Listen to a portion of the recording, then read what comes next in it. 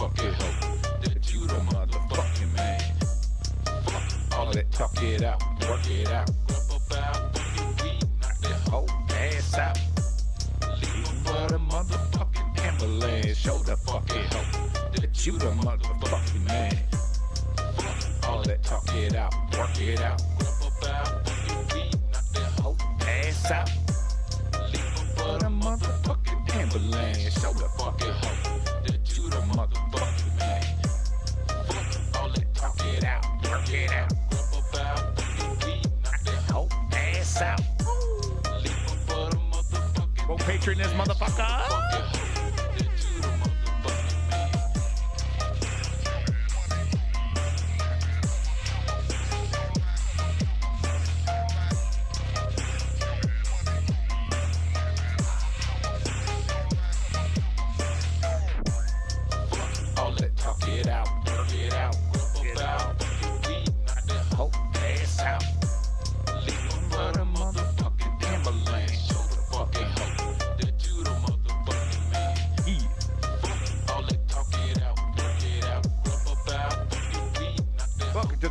Fucking news underground, folks. I am a band of nihilism. How are you doing? I think I'm going to be dropping the Harbinger. I tried it. I don't know if I like it anymore, guys. I don't know anymore. Identity crisis. Leave me alone. Davey, welcome back. Woke Patriot, welcome back. Pool time was fun. Being the kiddo. Trying to teach him how to swim. Important. Got to know how to swim. Big props to Spider 550 God Mode. And this is some, I don't know, Korean or Japanese high school drama. Really quite hypnotizing. We won't get into why. But no, big props to Spider 550 with God Mode. Absolutely amazing track. Fuck all that, talk it out, work it out. Amazing stuff. Folks, we're going to be talking about your favorite topic, Trump and the Supreme Court of the United States, aka the SCROTUS. Yay. All right, SCROTUS time. I never have this updated.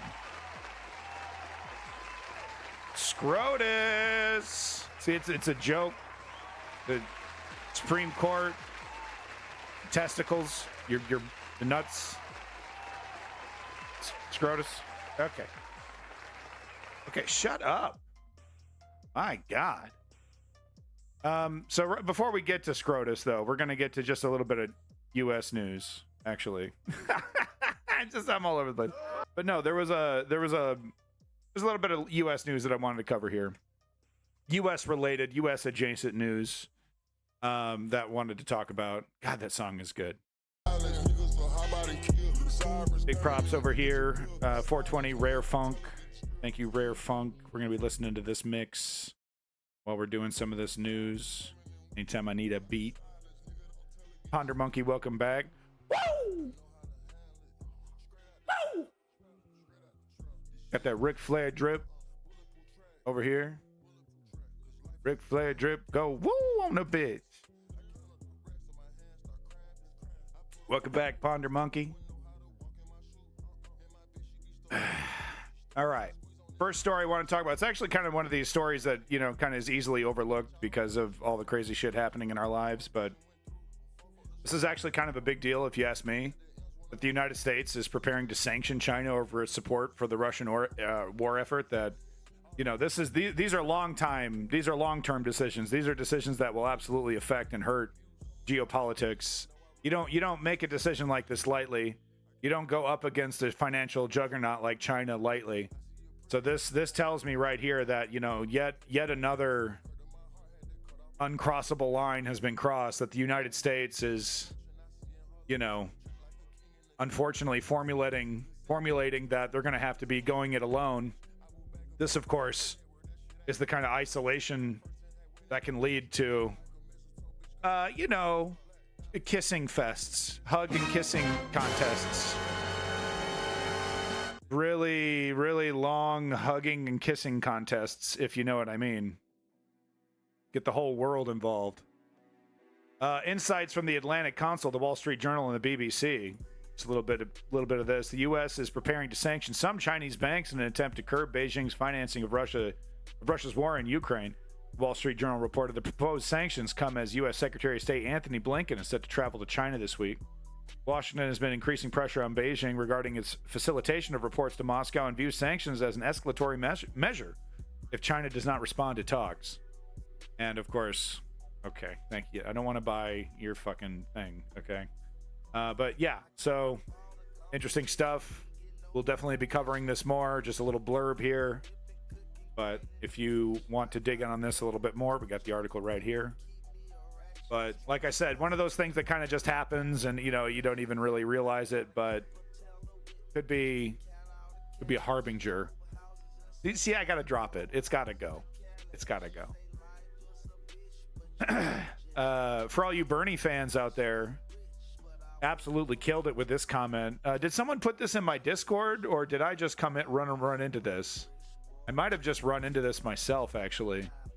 But you know, if you ever needed a reminder why Bernie is so much better, and you know, honestly though, Bernie should know that he's better than the entire neoliberal party combined. He should know that, and I think he does. But honestly, he made the wrong decision. Quite frankly, he made the selfish decision of preserving his legacy, his reputation, in the eyes of this system that he wants to radically change, instead of taking the reins and challenging the system. You know, and I'll never forgive Bernie Sanders for having that opportunity and throwing it away so that he could have, you know, so that he won't be Joe Lieberman, or not Joe Lieberman, but Dennis Kucinich, I mean. With that said, you know I'm a Bernie bro. You know I'm down for this. You know I'm down for this guy. I'm a democratic socialist. I love this guy. And maybe that's what makes my critique all the more painful, because it hurts, man. But he chose Nancy Pelosi over us. Straight up. And then the motherfucker sells my name and my information to the DNC, homie. It does not stop. It does not stop. I've unsubscribed from every single one and sent stop text to every single one. And I swear to God, at least once a month, I get some kind of DNC adjacent. Oh, this Democrat needs your money. This fucking Democrat needs your money. Not a single one of them supports single-payer health care, Bernie. So, with that out of the way, let's hear what the man has to say, because he's 100% correct, and he absolutely fucking nails it. Bernie would have won. Yeah, Elizabeth Warren, you bet. I'll never forgive her. I curse her name. I curse the very name. Curse the very name, Elizabeth Warren. But no, this is total slam dunk. And and you're gonna absolutely love the question from some fresh-faced college person.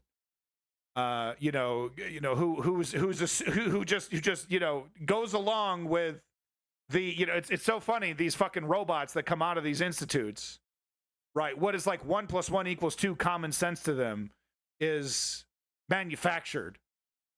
You'll see what I mean. Hi, Senator Sanders. Thank you so much for being here. My name is Joe. I'm a graduate student here at Harvard. So you've proposed raising the corporate income tax, and best estimates indicate that between 10 and 40% of that tax rate will fall on workers in the form of reduced wages. So isn't that great? That's just common sense out of fucking Harvard. Out of Harvard. That's just common sense. Well, if we raise wages, if we raise the corporate income tax, which at one point was like 90%, and somehow there were millionaires getting pumped out, the Rockefellers were making money. So it's just common sense. 1 + 1 = 2. If you raise the corporate income tax, between 10 and 40% of that tax rate will fall on workers in the form of reduced wages. So there's just nothing we can do about that, huh? There's no kind of regulation. There's no kind of law. There's no kind of anything, huh? That's just 1 + 1 = 2 from Harvard. Harvard. Next time you see somebody puffing themselves up because they come from the Ivy League. 1 + 1 = 2, guys. If we raise taxes on corporations, it's going to come out of they're going to reduce the wages. Really? Really? You mean so there's no other market factors that would prevent that? Maybe it'll come out of the profits, actually.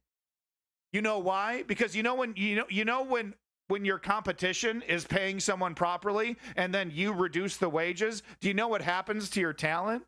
It's called capitalism. This is a labor market. Okay? It's not 1 + 1 = 2. That if you raise corporate taxes, that's immediately going to result in 30, 40% reduced wages.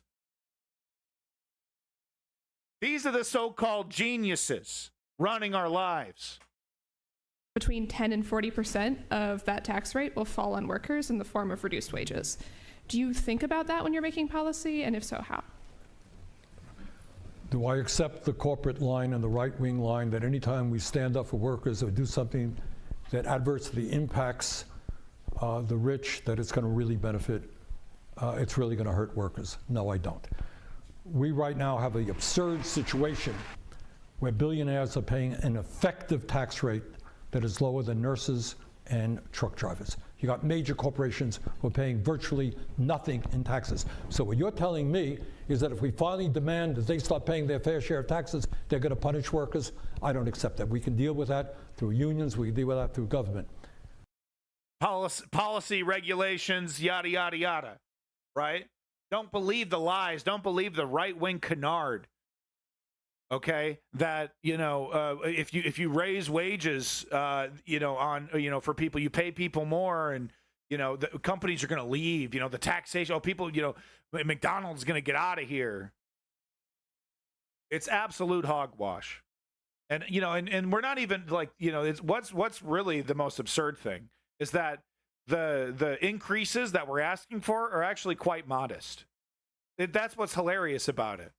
Like, they have it so fucking good. So fucking good. And they want to take even more, which, at this point, the more they take, the less we're able to give them. And they're sitting around, well, what do you mean? Where's all the money? How come no one's spending money? Millennials, how come you're not spending money? We don't have it. You're taking it all. Well, we go bootstraps, work harder. Give us more of our money. Oh, can't do that. No.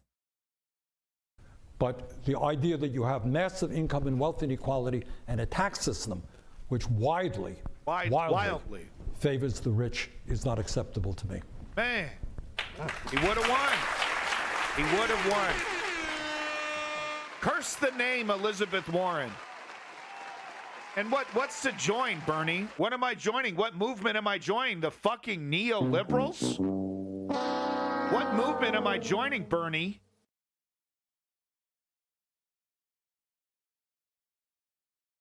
What if that's my name? Then that's quite unfortunate.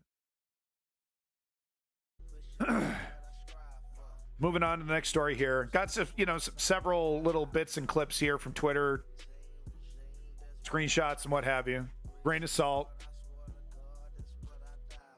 Major breaking. This is definitely legit.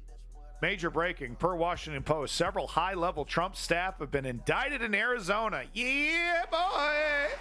Including former Trump White House Chief of Staff Mark Meadows, attorney Rudy Giuliani, Jenna Ellis, John Eastman, Christina Bobb, and campaign advisor Boris Epstein.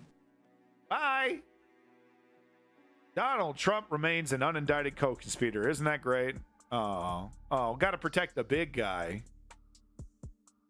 These indictments are in addition to 11 Arizona Republicans who were charged with similar felony offenses as well. What this could mean is that these sons of bitches going to be singing like canaries. Maybe give us more dirt on the big guy. Maybe that's the idea. Pretty cute though. Pretty cute. You get his whole crew, but the guy in charge of the whole thing, unindicted. Come on, you fucking justice system. Fucking Merrick Garland. Look, I know Merrick Garland isn't in charge of every one of these things, but you know what I mean? He sets the stand. He sets the whole damn vibe. And you know what his vibe is? His vibe is fucking, asleep. I'm in a coma. Hopefully this works itself out. I sit on my hands for 2 years, hoping that, Donald Trump's career is over and we can just quietly do this later. That's what I'm saying, quick double tap. Oh, they were making plenty of money at a 90% tax rate for corporations, weren't they? We don't even want to go back to that. We don't even want to go back to 30. These people, billionaires every single goddamn day, new ones. We're sitting around, tweeting about the price of eggs. And we're what? What are we doing? What are we doing about it? I have a fucking solution. Steps 1 through 3, baby. 1, 2, 3. Inform yourself, put your name down, and put in the fucking work like Charlie Kirk, bitch. Put in the work like the fascists work. Fascists are every single day like it's a fucking coal mine. Every single fucking day. Hi ho the day-o, however the fucking song goes. Chipping away at our democracy.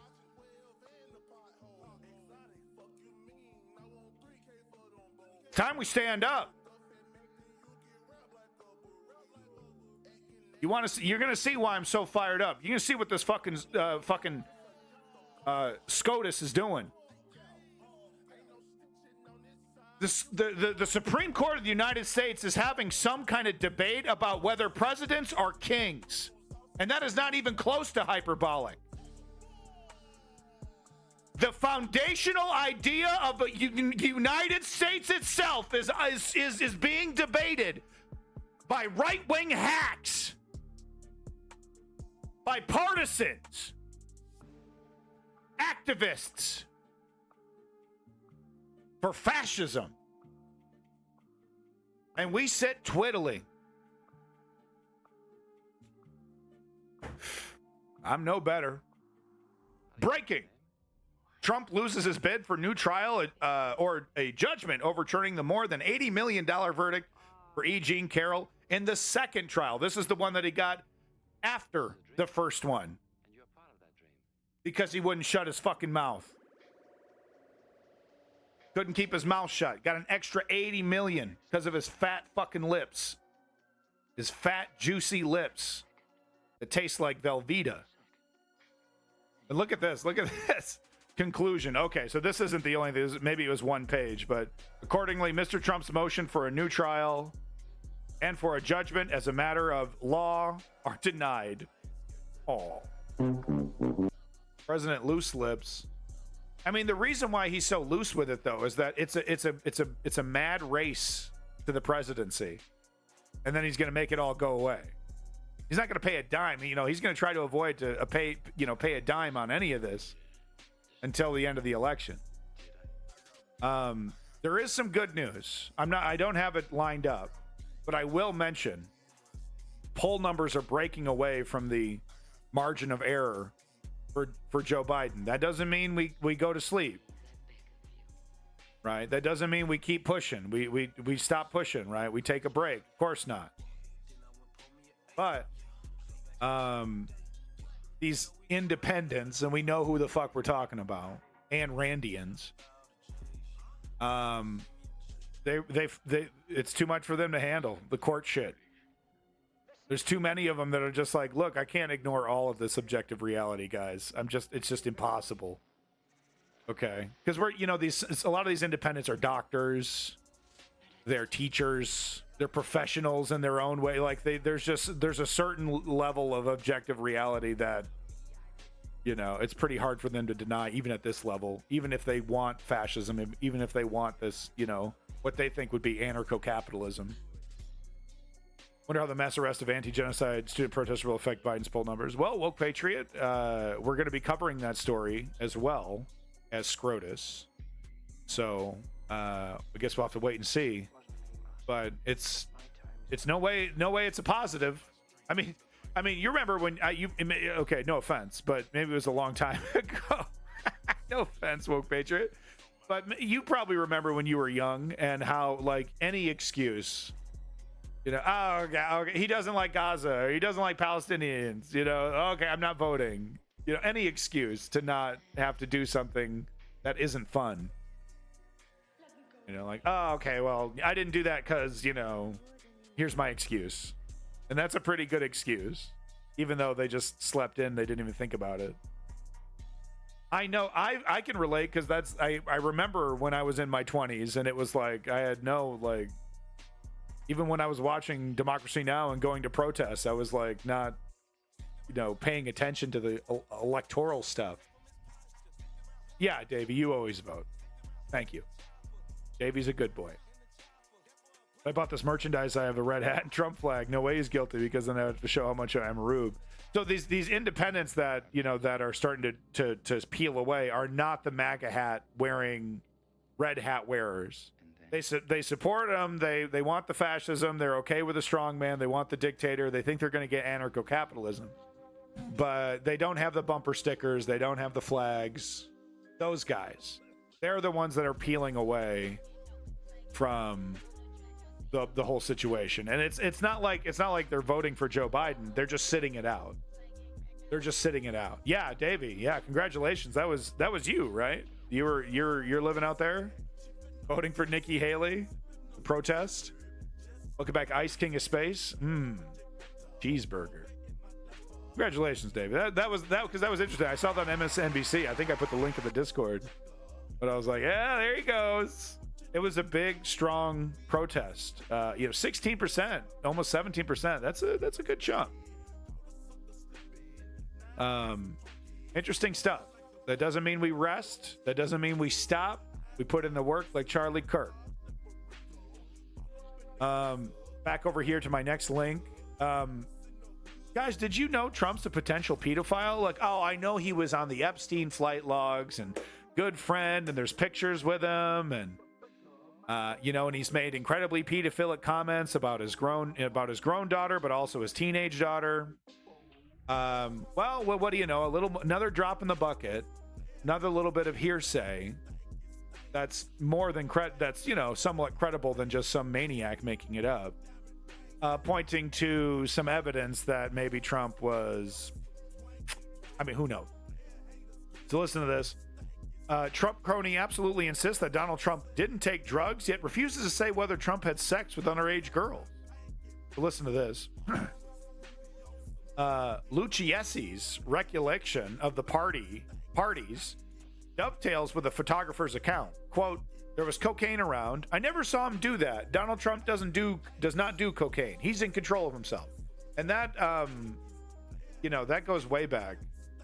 He did the Quaalude stuff. But he doesn't drink. He doesn't smoke weed. Doesn't sniff coke. But there was definitely he did damage to himself, gastrointestinally. His goddamn, GI tract, doing Quaaludes.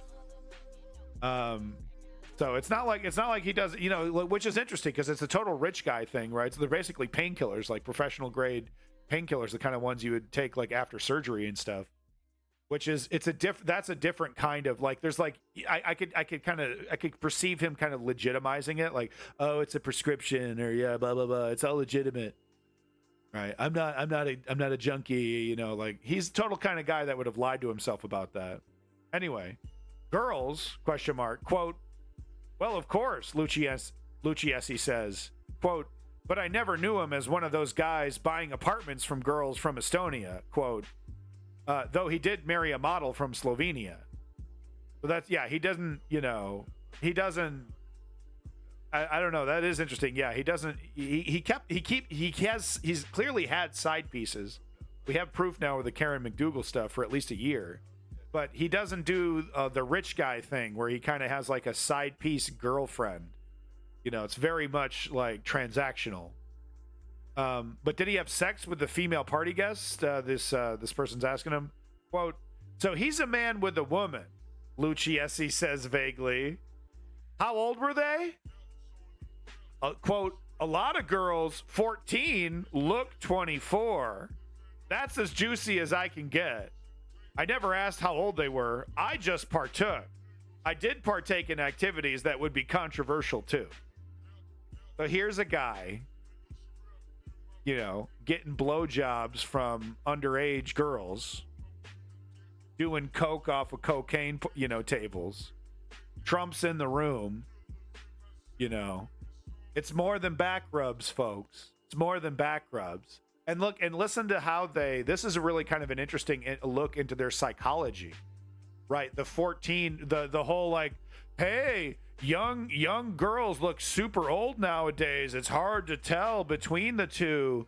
I didn't check ID, you know, I was just having a good time. Everyone, you know, you're just, so that's how they rationalize it. And that was part of the attraction of Jeffrey Epstein, was that he kind of set this up, you know, this playground, right, where there was this moral ambiguity, and it's not like you're going to a mistress and she's hooking you up with an underage runaway, and you know, there's this veneer of legitimacy kind of around it.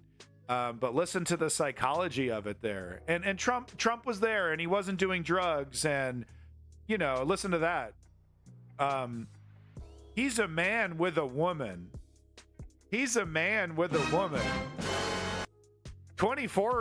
14-year-olds look like 24. You know what that tells me? He engaged in sexual activity. And they're like, well, I don't know how old they are. We're just having fun. It's okay. You know, all you need to do is scratch and sniff the surface of the conservative movement online, and you run into people that are like, yeah, that's okay, that's cool, that's a good thing, yeah, 14, whatever, you know, that's good, we should lower that to 12 is the, you know, that's the Christian age. You don't believe me? Have a peek, have a little scratch and sniff, and be disgusted, okay, at this pedophilic vein that makes its way through the entire conservative movement. Anybody who's paying attention can back my ass up. Moving on to the next story. Okay, we over into the SCROTUS stuff? Yeah, it's SCROTUS time. It's SCROTUS time. It's fucking SCROTUS time. Grab your fucking SCROTUS. Here we go. It's SCROTUS time. SCROTUS. I love saying it. Yeah, I love saying it. Ice King of Space, exactly. Garbage. Welcome back, Lenny, south of Boston. It's your boy holding it down, south of Boston. Lenny. Make sure you're liking and subscribing to Lenny, folks. Welcome back. Just in time for our SCROTUS coverage. I'm sure everyone's been watching this, but I gotta cover it. Sorry, I had to take the kid to the pool. Gotta cover this. But here we go. First link I got. So real quick to preface this, the basic gist is that this lawyer is defending the idea of total, full-blown immunity. Presidents are kings. They can do whatever they want if they're doing it from an official capacity, right? If they make an order, if they do a presidential order to kill somebody, they do a presidential order to kill their political opponent, presidential order to stage a fucking coup.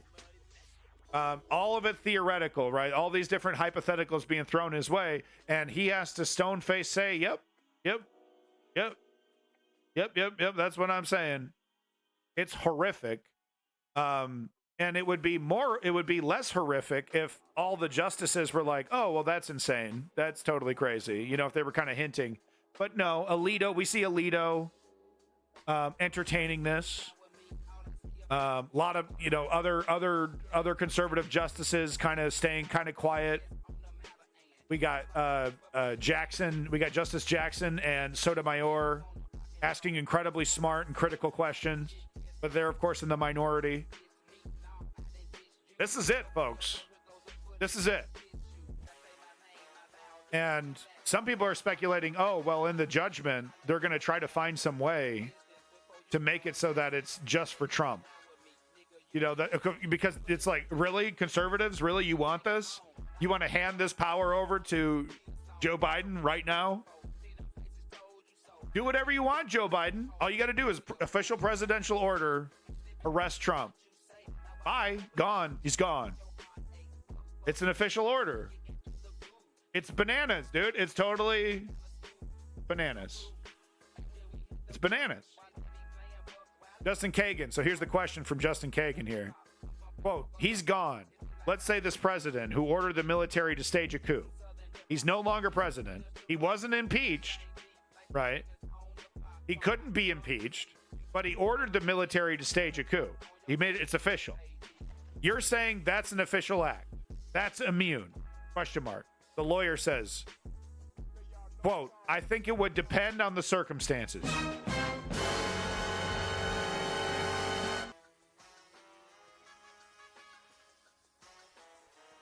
Wow, man. This is draining the swamp. That's what you meant, huh? Well, I mean, if it's the good guys doing it, if the circumstances are like it's the right wing doing it to take over the LGBTQ loving left, oh well, then it's an emergency and it's justified.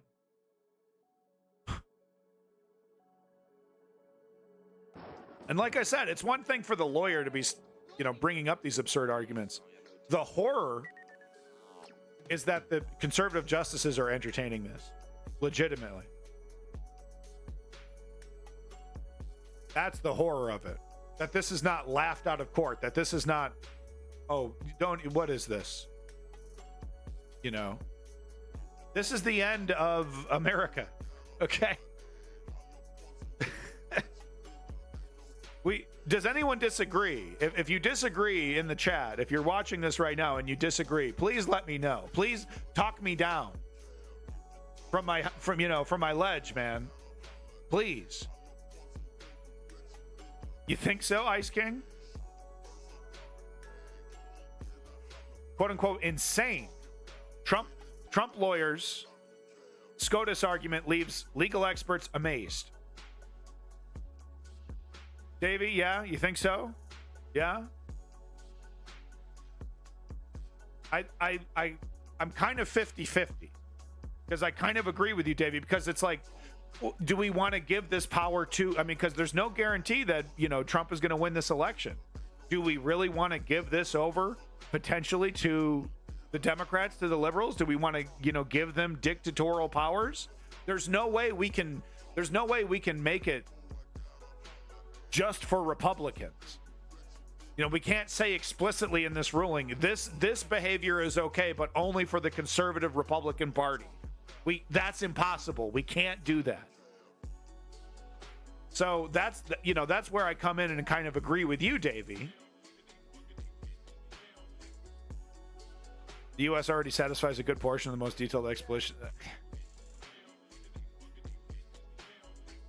Especially at a local level, Woke Patriot, in the United States, democracy thrives and change is possible, but only for a limited amount of time. As much as the neoliberals are happy to sick the police state at us during Occupy Wall Street, there's only so much they could do to stop democracy. They were this close to losing with Bernie. They were this fucking close, and that's because of democracy. That's because democracy still existed. And they would, and most importantly, they would respect that decision, right? Say Bernie won the presidency. They're not going to assassinate, the neoliberals are not going to assassinate Bernie Sanders. Maybe. You know what I'm saying, though? There's more of a chance to fix this internally with democracy, with the neoliberals. But soon, Woke Patriot, I will have to fully agree with you. Very soon.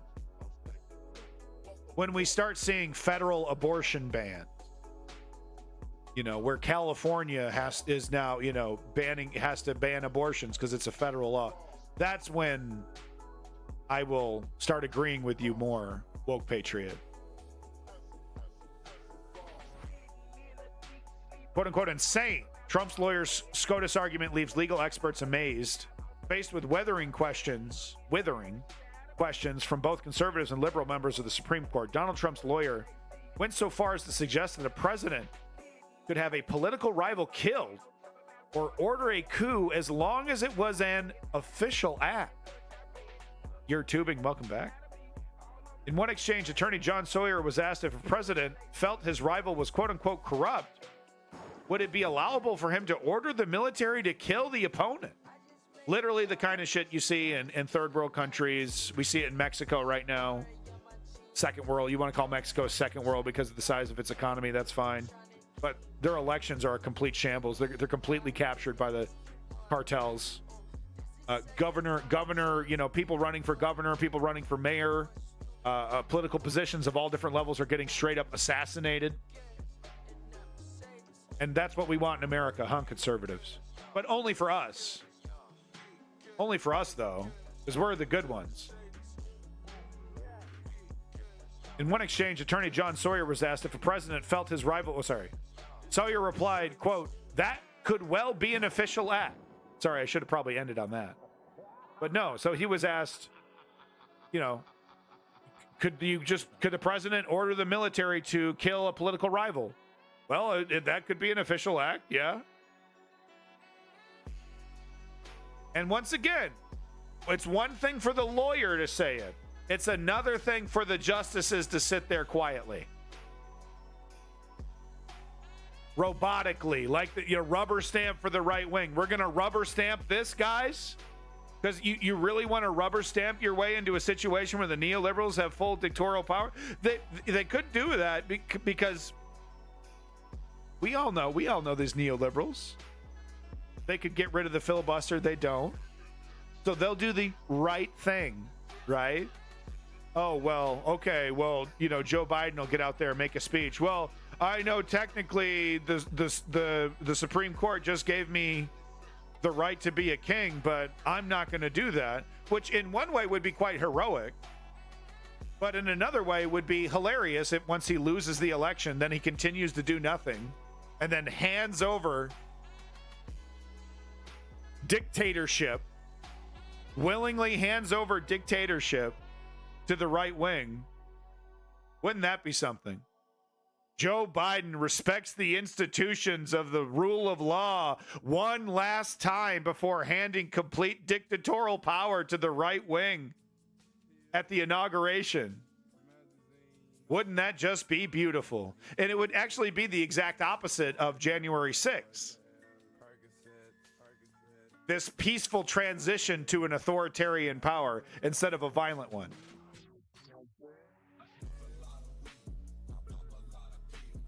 Tell me in the chat, disagree with me, please, that Joe Biden, if given dictatorial powers, the kingship, the power of a king, that he wouldn't use any of it, right? He wouldn't do anything and just kind of go right along with it. Just go right along with the normal elections and just be, oh, I'm better than that. I'm above all that. We're better than that. Just immediately put both of his kingly hands behind his back. Whoa, no. Win or lose, I'm doing this, which in one way is interesting. Almost admirable. Anyway, it's all hypothetical, so let's not get into it. Getting closer to Trump, Sawyer was asked by Justice Alina Kagan if a president, quote, staging a coup to remain in office by using the military would deserve immunity. The ex-president attorney replied, it depends on the circumstances, and then added, it could well be. Well, that was an important part that was left out of the last one. It could well be. Just insane. I mean, it really the legitimate definition. As Sawyer was still fielding questions, legal experts doing blow-by-blow reporting on X on the historic hearing expressed shock and awe at how far Sawyer was willing to go to defend the former president.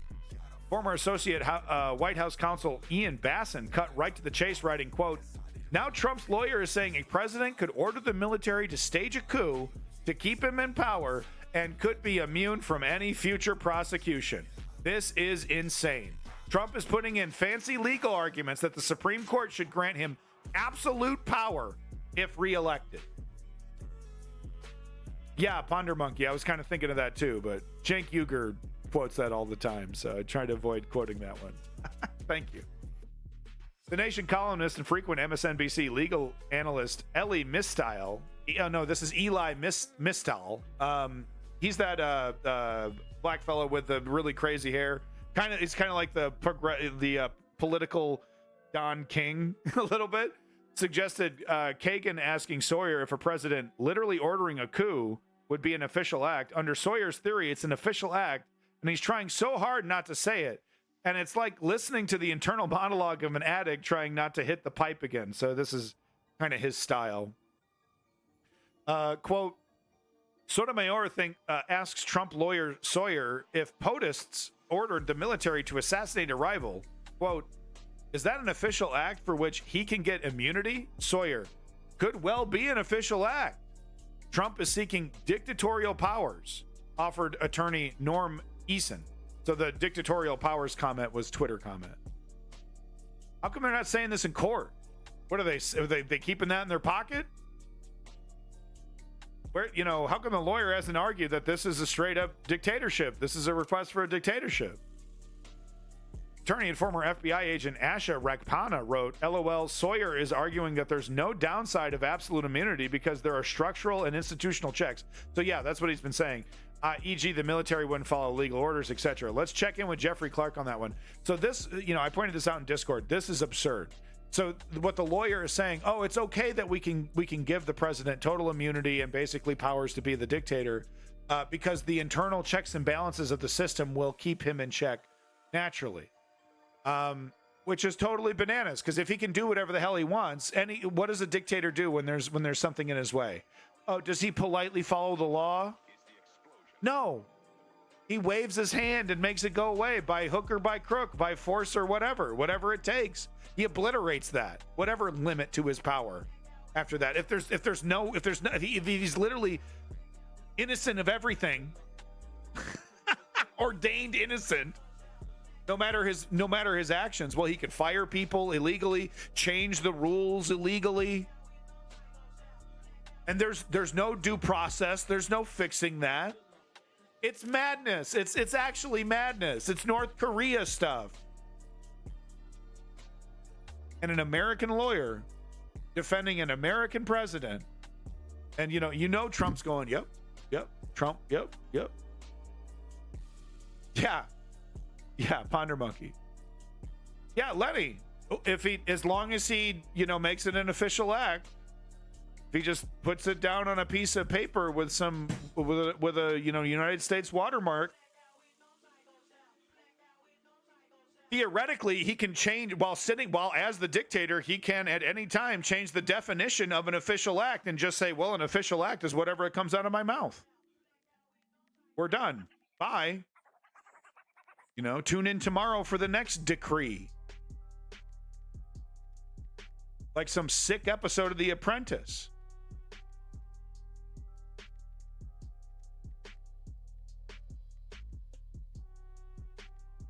Yeah, that's stupid.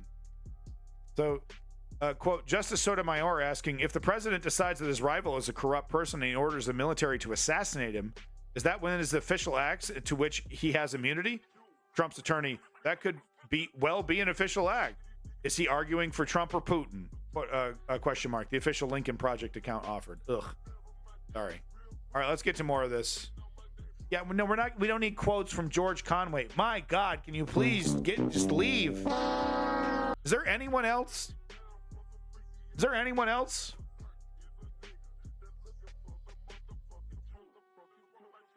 I'm still confused as to why we need to listen to George Conway about anything. Welcome back, Trailhead. Why would he need the Supreme Court? I mean, exactly, Davey. Okay. I mean, I won't go into it. So this is shocking. This is like the first thing I read this morning, and it was shocking. Alito complains, quote, special. Trump shouldn't be, quote, subject to criminal laws like anybody else. Listen to this. Enabling Act, 1933. That was Hitler? Right. First thing. And that's exactly what we're going to see with Trump, right? Oh, the filibuster? Oh, what are you talking about? The filibuster?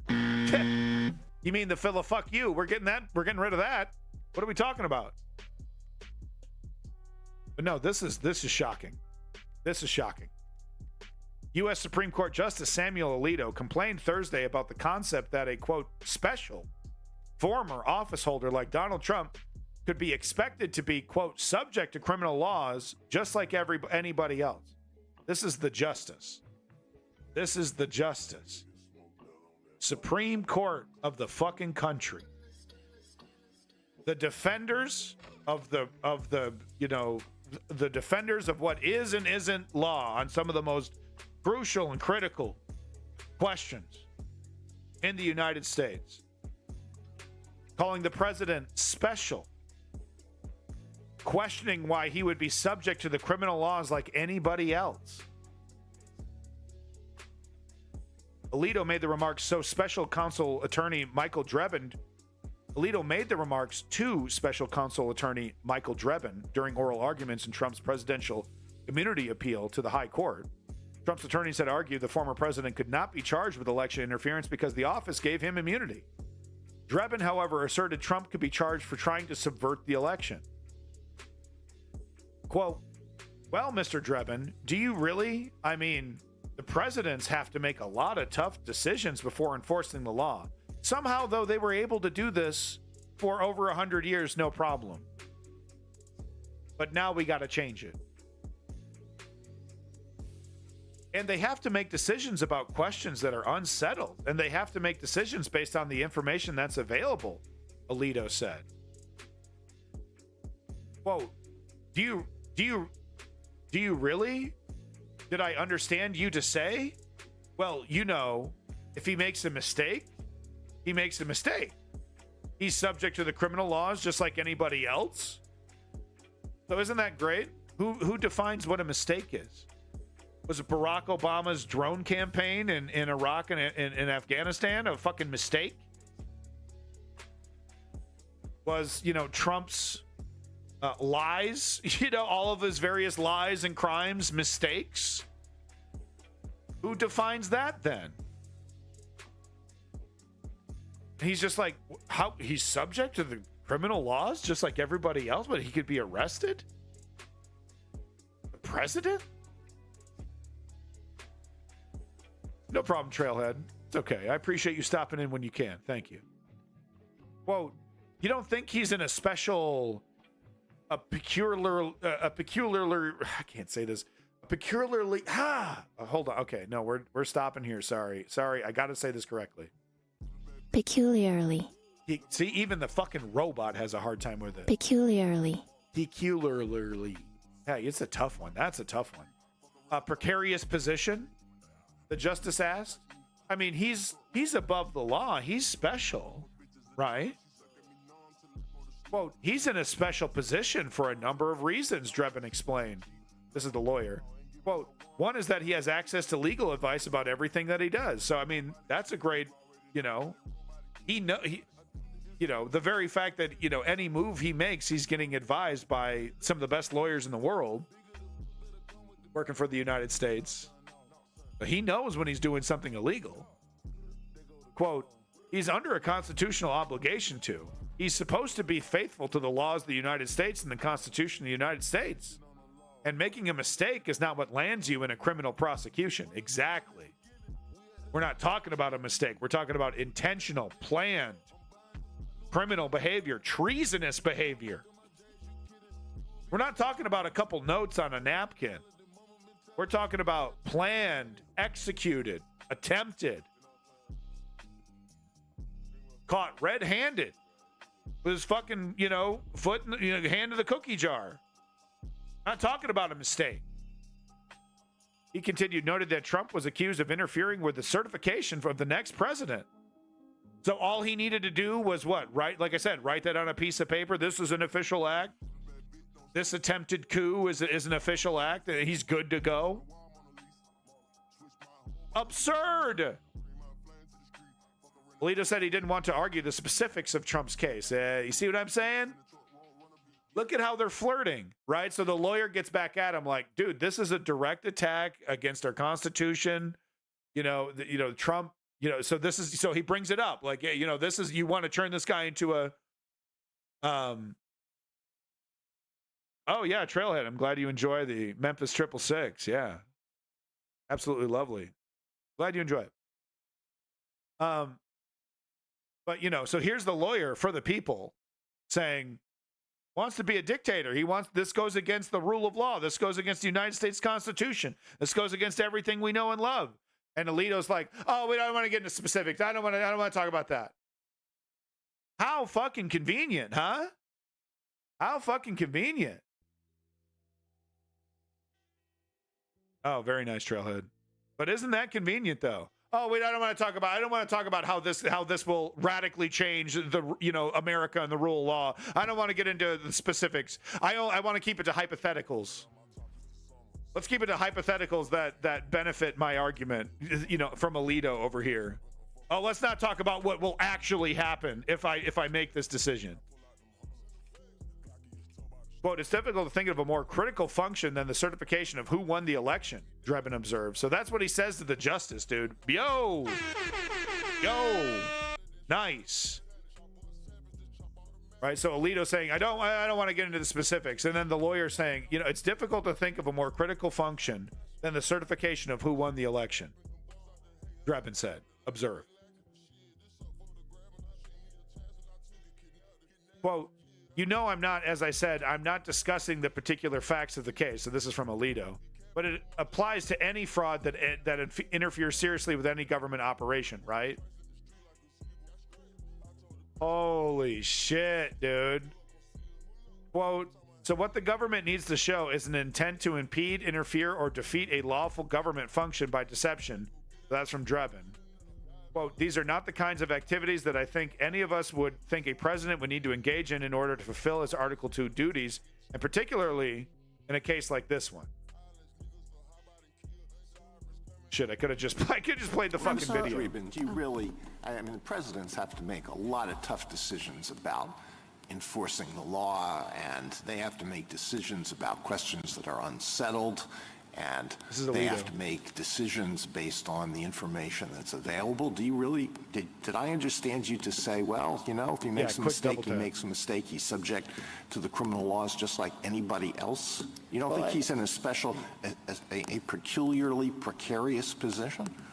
He's in a special position for a number of reasons. One is that he has access to legal advice about everything that he does. He's under a constitutional obligation he's supposed to be faithful to the laws of the United States and the Constitution of the United States. And making a mistake is not what lands you in a criminal prosecution. There's been some talk about the statutes that are issued in this case.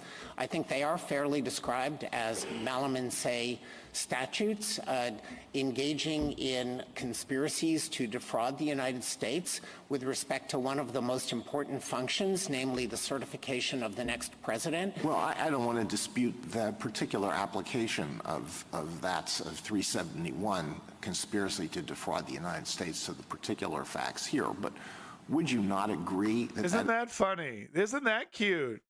That's adorable. Oh, I don't want to talk about what is actually happening. I don't want to talk about what will happen. Particular application of 371, conspiracy to defraud the United States, to the particular facts here, but would you not agree that that is a peculiarly open-ended statutory prohibition, in that fraud under that provision, unlike under most other fraud provisions, doesn't require any impairment of a property interest? It's designed to protect the functions of the United States government, and it's difficult to think of a more critical function than the certification of who won the election. Yeah, I'm not, as I said, I'm not discussing the particular facts of this case. Isn't that funny, man? Isn't that great? He's like, it's hard for me to put to words how important this is, and he's like, I don't want to really talk about that. I want to talk about this niche hypothetical situation. It's this seems kind of like an overreach. Like, this is kind of like, kind of navel gazing, kind of like, illegal theory, there's an opportunity to No, this is an assault on our democracy. This is kind of fucking important. I don't want to get into specifics about this other case. Oh, that I want to talk about this weird little niche thing that I'm trying to talk about. It's fucking weird, dude. It's difficult to think of a more critical function than the certification of who won the election. Yeah, I'm not, as I said, I'm not discussing the particular facts of this case, but it applies to any fraud that interferes seriously with any government operation, right? So what the government needs to show is an intent to impede, interfere, or defeat a lawful government function by deception, and it has to be done with scienter. These are not the kinds of activities that I think any of us would think a president needs to engage in order to fulfill his Article 2 duties, and particularly in a case like this one. I want to pick up on something that the court said earlier about the distinction between a public official acting to achieve public ends and a public official acting to achieve private ends. As applied to this case, the president has no functions with respect to the certification of the winner of the presidential election. It seems likely that the framers designed the Constitution that way because at the time of the founding, presidents had no two-term limit. They could run again and again, and were expected potentially to want to do that. So he's pointing out that foundationally, the president should have nothing to do with this process outside of, participating in it, whatever. But there's no control. The president doesn't have any control over this, and that's how it's always been. So the potential for self-interest would explain why the states conduct the elections. They send electors to certify who won those elections and to provide votes, and then Congress in a extraordinary joint session certifies the vote. So the Strokes, Reptilia, there's actually currently an effort right now in, I think it's like Tennessee, maybe it's Arizona, or is it Texas? Actually, it might be Texas. There's currently an effort in one of those right-wing states to remove Biden from the ballot, not because of criminal activity, but because of a technicality, because of when the DNC scheduled its thing or whatever. It's some stupid technicality. Do you think that's cool? That there's right-wingers trying to remove Biden from the ballot in certain states, kind of like as an act of revenge? Because there might be a legitimate legal reason for Trump to be removed from these ballots.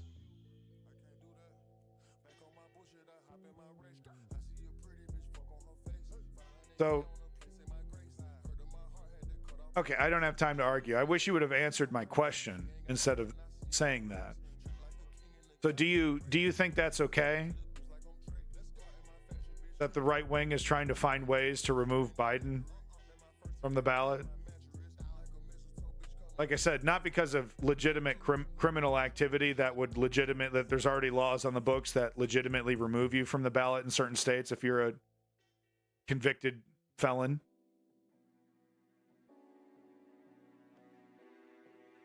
But because of some stupid technicality. Are you okay with that, the Strokes? Are you okay with those right-wing states removing Biden from the ballot?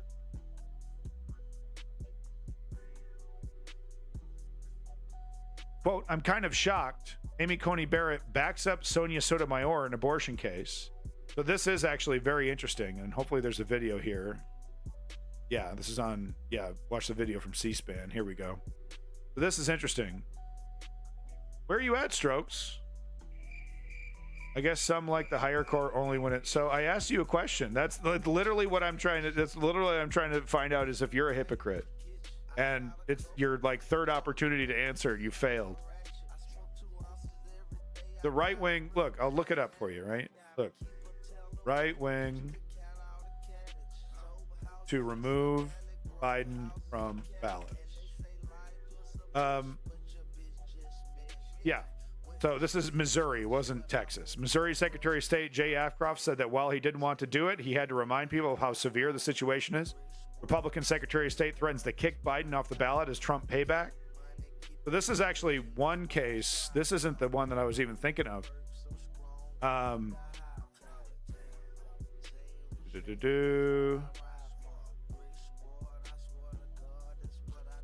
Yeah, is it this one? No. That was the one that you're talking about. Yeah. So this is one of them, but no, this isn't actually the story that I was thinking of. But this is interesting. I wasn't even thinking of this one. Oh my God. But are you okay with this, the Strokes? Are you okay with the right wing, you know, trying to take Biden off the ballot for revenge? Are you okay with that? You know, it's not really Biden's fault that there's already laws on the books that says convicted felons are not allowed to run for president. That's not really Biden's fault. And it's interesting that all of a sudden you disagree with that, because I'm sure if the shoe were on the other foot and there was a convicted felon on the left that wanted to run as president, you'd be like, no, he shouldn't be on the ballot. That's ridiculous, right? So just to get your hypocrisy, you know, focused in here, are you okay with this effort of the right wing to remove Biden from ballots?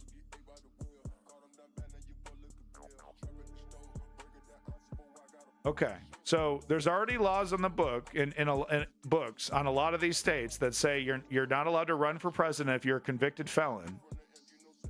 So you think Trump, who if he becomes a convicted felon, you don't think the rule of law should proceed? You think he should get special treatment? Why? Isn't he just a regular guy like you and me? He's a citizen like you and me, right? Watch this video. Imagine a patient who goes to the ER with pre-prom, 14 weeks. Again, abortion is... One more time here. So this is about the Idaho abortion ban, by the way. Imagine a patient who goes to the ER with pre-prom, 14 weeks.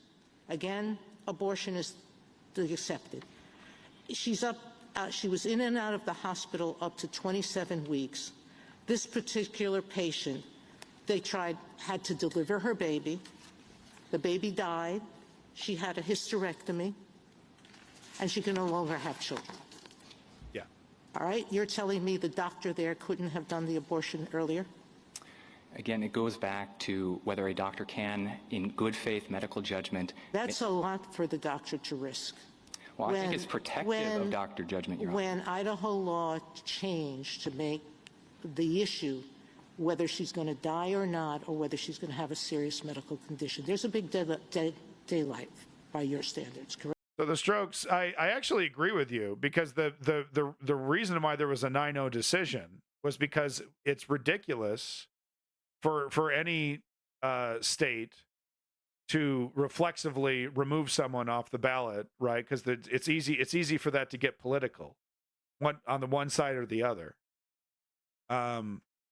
You still haven't, so that tells me then, I guess, that you do not agree with the right wingers' attempt to remove Biden from the ballot. Then that's what you're saying. You disagree with your party's attempt to remove Biden from the ballot in a very illegitimate manner. That's what you're saying. Correct. It is very case by case. The example. That's the problem. So listen to this. Justice Sotomayor basically saying, a woman has to basically be on the verge of death before she can get an abortion, and then the lawyer comes in here and says, "Oh, yeah, it kind of depends." And what's interesting though, and why this is news, is that Amy Coney Barrett is coming in and agreeing and kind of compounding on this argument, and she's a well-known anti-abortion conservative. So even she's coming in here and saying, well, this is beyond, even what I believe in, because what right-wing men are arguing is that women need to be on the verge of death before a dead fetus can be removed from their body. By your standards, correct? It is very case by case. The example. That's the problem. Well, I'm kind of shocked, actually, because I thought your own expert had said below that these kinds of cases were covered. So the Strokes, you think that's a good thing? You want to hand Joe Biden the power of a dictator? I thought you didn't like Joe Biden, the Strokes. So you think you're bragging about that? You're like puffing it up? Why do you want to hand over, why do you want to give that power to Joe Biden? I thought you didn't like him. Now you want to make him a king? Oh, do you think the immunity is going to be just for Trump, just for right-wing Republicans? Is that what you honestly believe? That somehow magically it's going to be just for Trump? I don't know. That seems absurd for even for you MAGA idiots. And you're now saying they're not? No, I'm not saying that. So this is it. I'm sorry to keep interrupting, but that's what's interesting here is that Amy here is chiming in. Said below that these kinds of cases were covered, and you're now. Strokes, I'm going to give you one last opportunity to respond to the various questions that I've asked you. If your next comment is just a non sequitur or some trying to start shit with another commenter, you're going to get the flush, buddy. You're going to. Don't make me do it. Come on. I'd love to have this sticky piece of shit on the bowl of my on my toilet bowl. That didn't come out right. Sorry. All right. No more interrupting. Let's let Amy finish. Expert had said below that these kinds of cases were covered, and you're. Oh, that toilet was really loud. I'm sorry. Fuck. I always do that. I turn the volume up. Okay. Sorry. Oh my God. That was really loud. I'm sorry. Actually, because I thought your own expert had said below that these kinds of cases were covered, and you're now saying they're not? No, I'm not saying that. That's just my point, Your Honor, is that... Well, you're hedging. I mean, Justice Sotomayor is asking you, would this be covered or not? And it was my understanding that the legislature's witnesses said that these would be covered. Yeah, and those doctors said if they were exercising their medical judgment, they could, in good faith, determine that life-saving care was necessary. And that's my point, is a subjective But some standard. doctors couldn't. Some doctors might reach a contrary conclusion, I think, is what Justice Sotomayor is asking you. That is shocking. That is actually legitimately shocking coming from her. And of course, it took the absurdity of this ridiculous biblical concept to be brought to her for her to actually pipe in and say it. This is the monster that this Frankenstein has created. Okay, this concept of let a woman die. Let a woman get this close to death, and then God says it's okay for you to remove the dead fetus. Yeah, Amy, this is what your activism has created. This is it. Amy.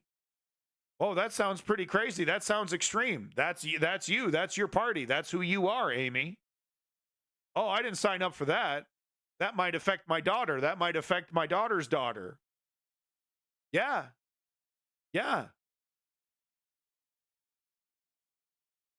Oh, I just wanted to help God. No, you didn't. There was a priest one time that said that the unborn are the perfect political tool. They don't have opinions. They don't vote. You can speak for them without question, without pushback. It's a perfect political bludgeon. And opportunists like Amy have been gladly using it as a divisive wedge issue. And now it's gotten completely out of hand because you've enabled fascistic, theocratic maniacs who are men to come up with a bunch of crazy nonsense. And now you got to sit on the operating table an inch away from death before they're willing to pull a fetus out.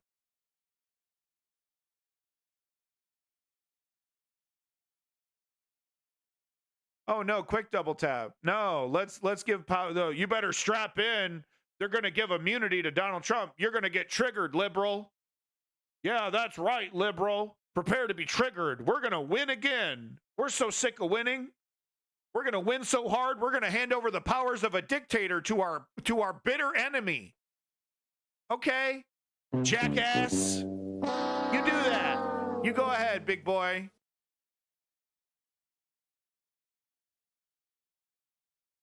This is just, a little bit more. We're almost done with our SCOTUS stuff. This is actually the last video pertaining to the SCOTUS. Really, really interesting. Thank you, Davey, for this Twitter link here.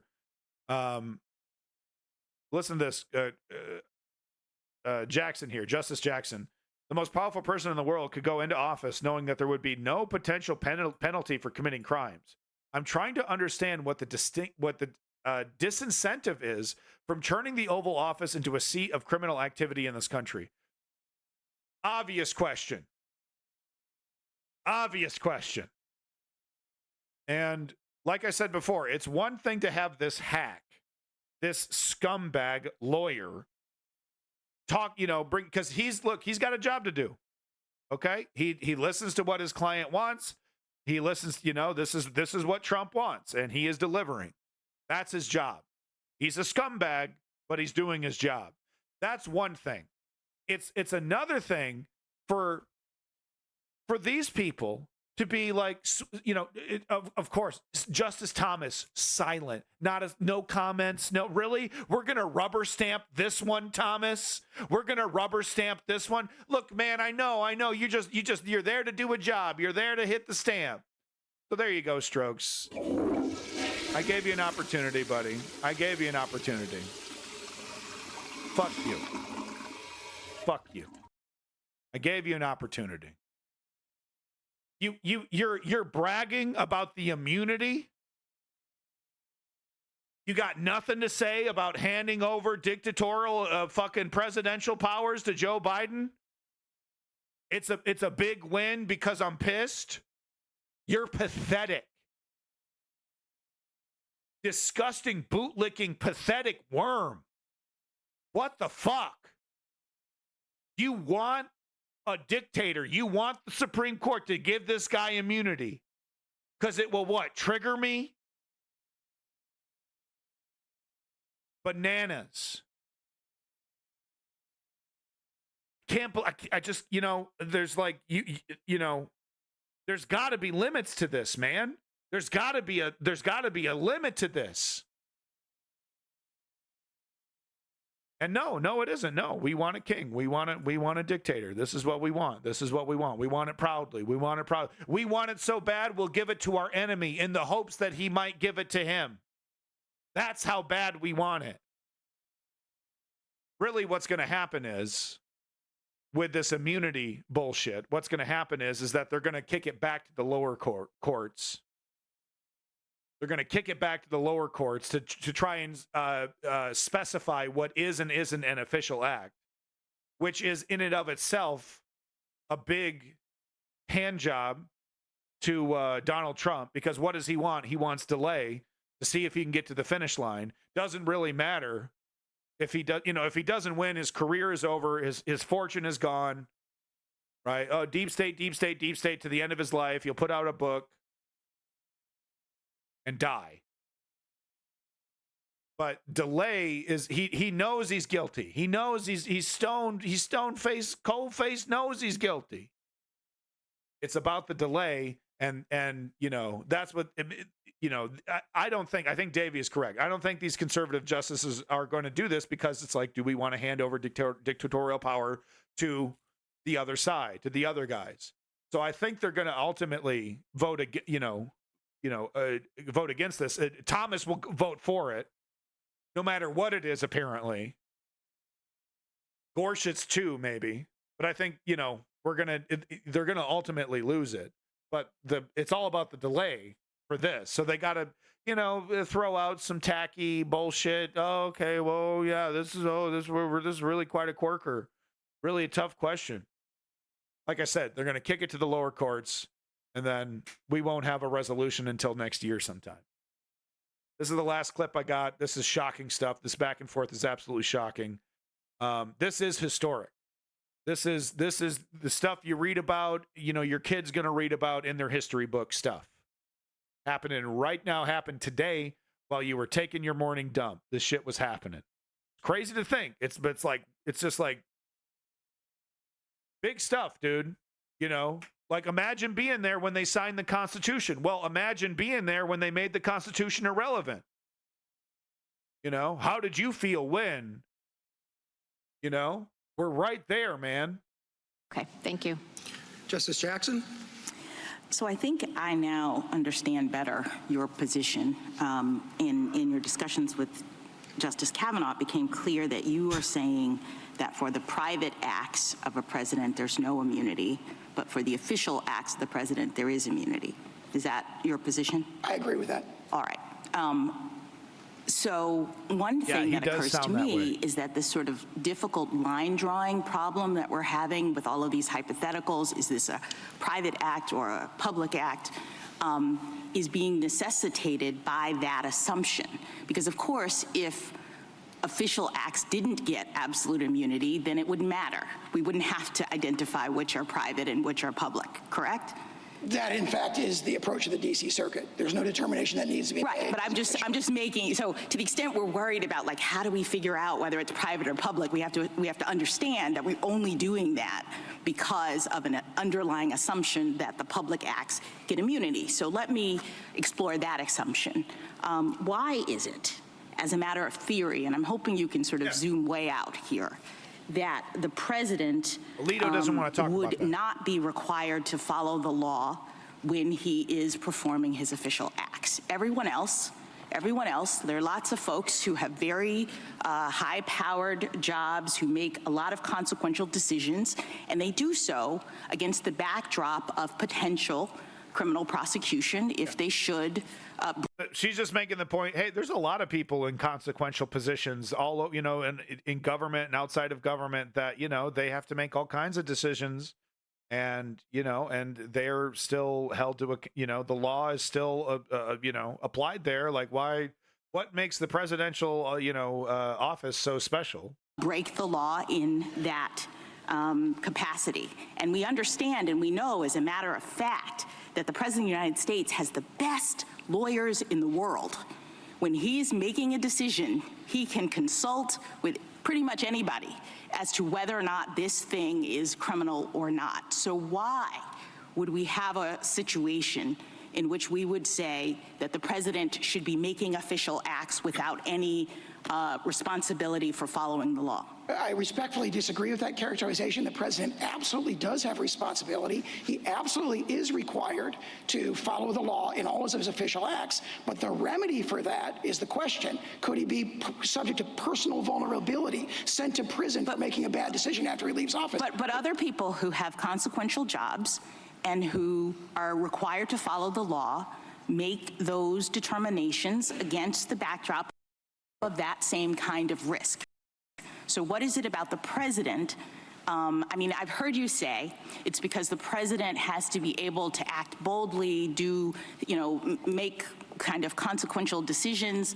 I mean, sure, but again, there are lots of people who have to make life and death kinds of decisions, and yet they still have to follow the law, and if they don't, they could be sent to prison, et cetera, et cetera. So I say two things in response to that, yes. Both from Fitzgerald. That's the very sort of inference or reasoning that this court rejected in Fitzgerald. No, but let me just, Fitzgerald was a civil situation in which the president actually was in a different position than other people because of the nature of his job, the high-profile nature, and the fact that he touches so many different things. When you're talking about private civil liability, anybody on the street can sue him. We could see that the president was sort of different than the ordinary person when you say, should he be immune from civil liability from anybody who wants to sue him? Yeah, but when So he's trying to bring up this case where so any whack job can like sue the president for any fucking reason, right? I mean, you drag the president over to Judge Judy, right? Because he didn't paint his fence the right color,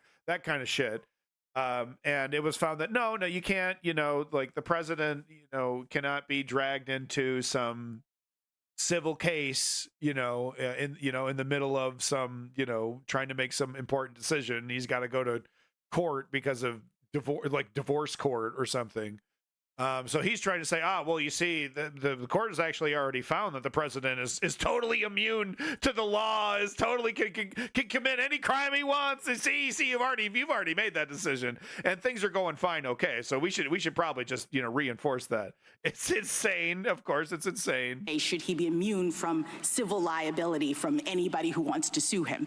But when we're talking about criminal liability, I don't understand how the president stands in any different position with respect to the need to follow the law as he's doing his job than anyone else. He is required to follow the law. And what Fitzgerald said is that if there's no criminal prosecution, if there's no threat of criminal prosecution, what prevents the president from just doing whatever he wants? All the structural checks that are identified in Fitzgerald and a whole series of the structural checks. This court's cases that go back to Martin against Mott. And all the legal precedent. So he's totally immune as long as he writes it down on a piece of paper and says this is an official act. And what's going to keep him in check are the legal precedent and a few checks and balances that he can easily, without any consequences, hand wave away. That's supposed to keep this monster from doing whatever he wants, guys. The legal precedent, like Davey said, he just dissolved the fucking Supreme Court, man, like Caesar. Threat of criminal prosecution, what prevents the president from just doing whatever he wants? All the structural checks that are identified in Fitzgerald and a whole series of this court's cases that go back to Martin against Mott, for example, impeachment, oversight by...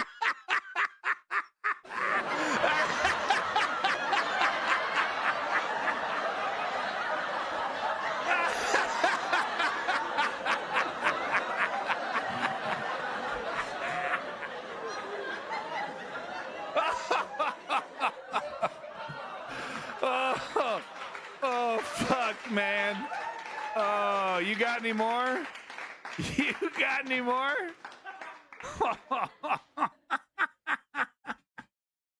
This motherfucker saying great Russia. Oh, yeah, honey. Yeah, Russia's really great under Putin. You got the entirety of Russia, and it's still a fucking rusty gas station for the rest of the world. You could be building chips. You could be building fucking spaceships. You could be building Teslas. You're still pumping oil out of the ground and sending your fucking hillbillies to the front line. Great Russia. Congress, public oversight. There's a long series of them. Fitzgerald directly addresses this in the civil context, and we think that language naturally ports. I'm not sure that's much of a backstop. And what I'm, I guess, more worried about, you seem to be worried about the president being chilled. I think that we would have a really significant opposite problem if the president wasn't chilled. If someone with those kinds of powers, the most powerful person in the world, with the greatest amount of authority, could go into office knowing that there would be no potential penalty for committing crimes. I'm trying to understand what the disincentive is from turning the Oval Office into, the seat of criminal activity in this country. I don't think there's any allegation of that in this case. And what George Washington said is, Benjamin.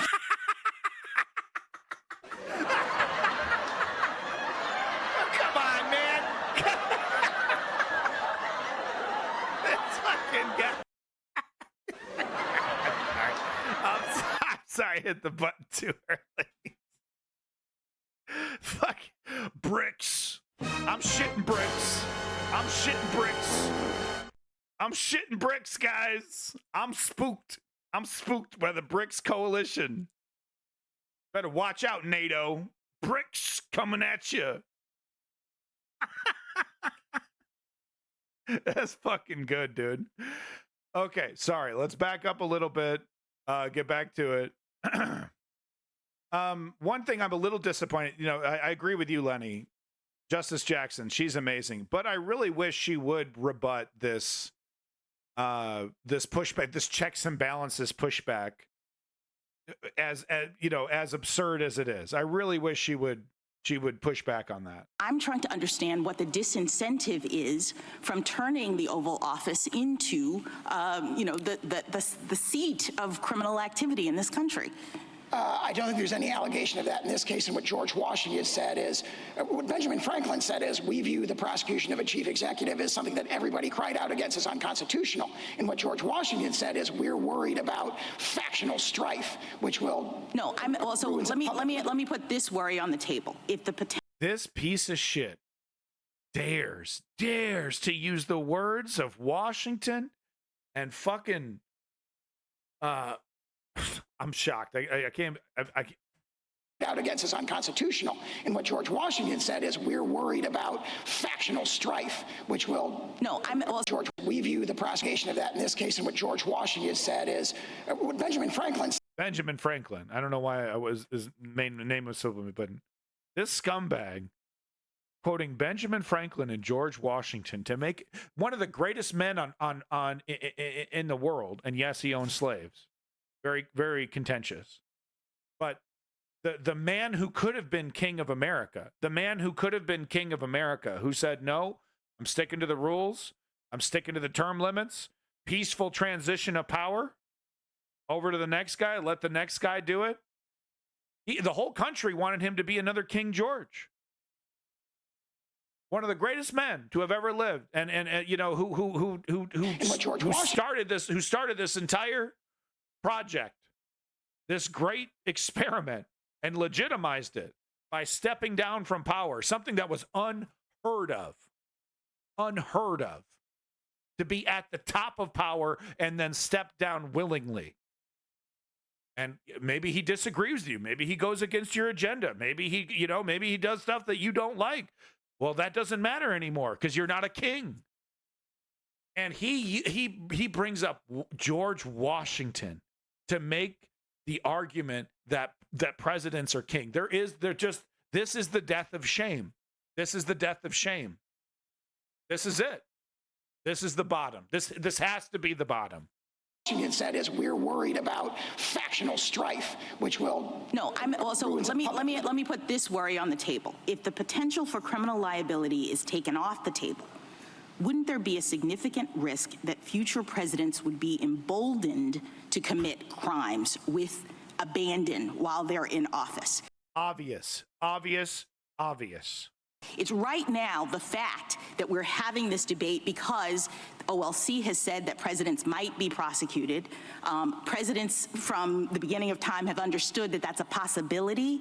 That might be what has kept this office from turning into the kind of crime center that I'm envisioning. But once we say no criminal liability, Mr. President, you can do whatever you want, I'm worried that we would have a worse problem than the problem of the president feeling constrained to follow the law while he's in office.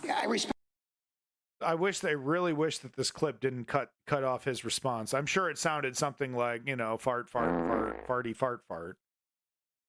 But I mean, jaw dropping. For me, this is jaw dropping. Horrific.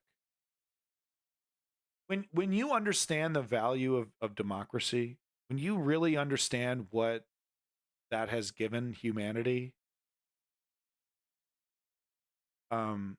it's just to see something like this.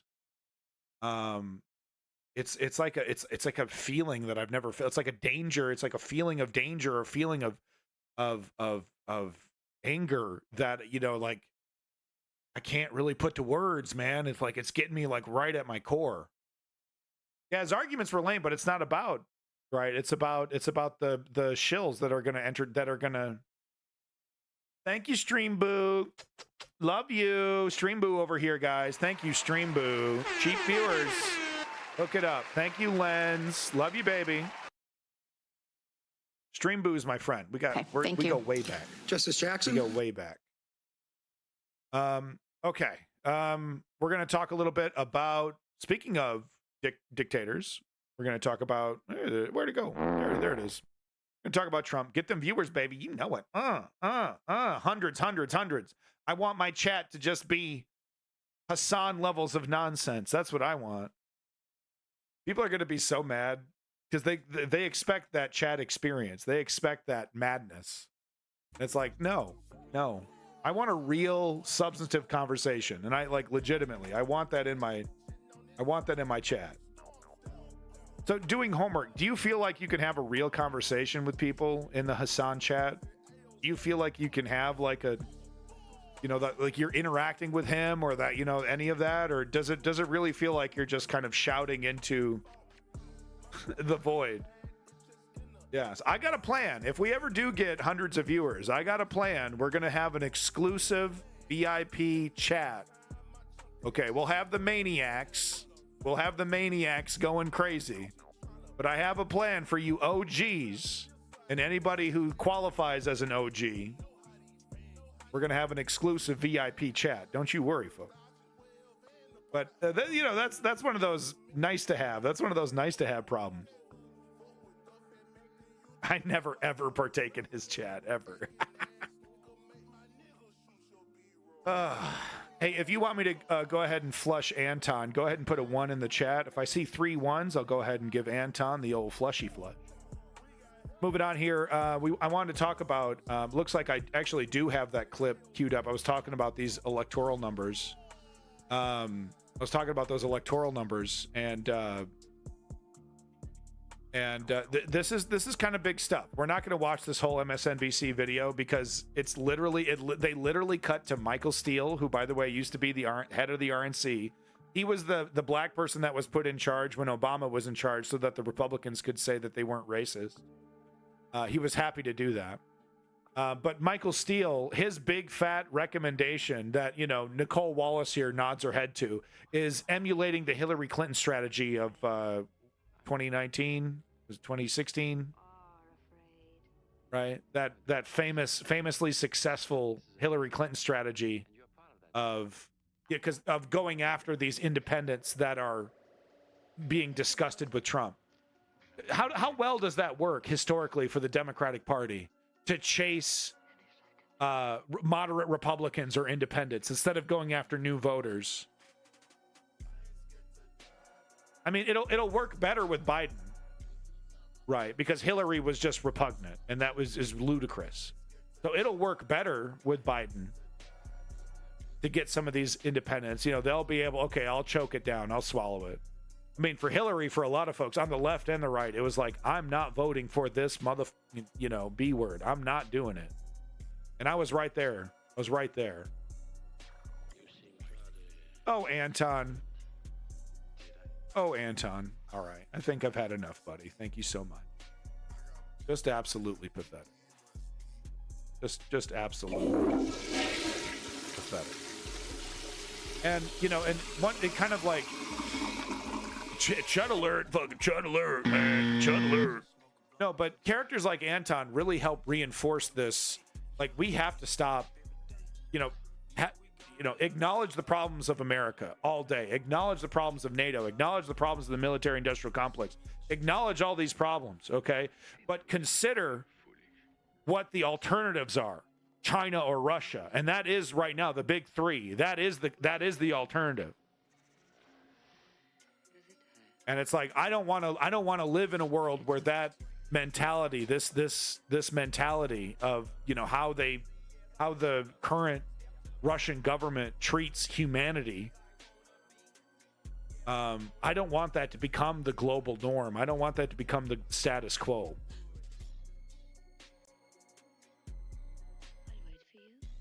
He just said you'll die in the fields of a battlefield. You'll just die, Here, I don't know. I think I still have his. No, he disappeared. He's gone.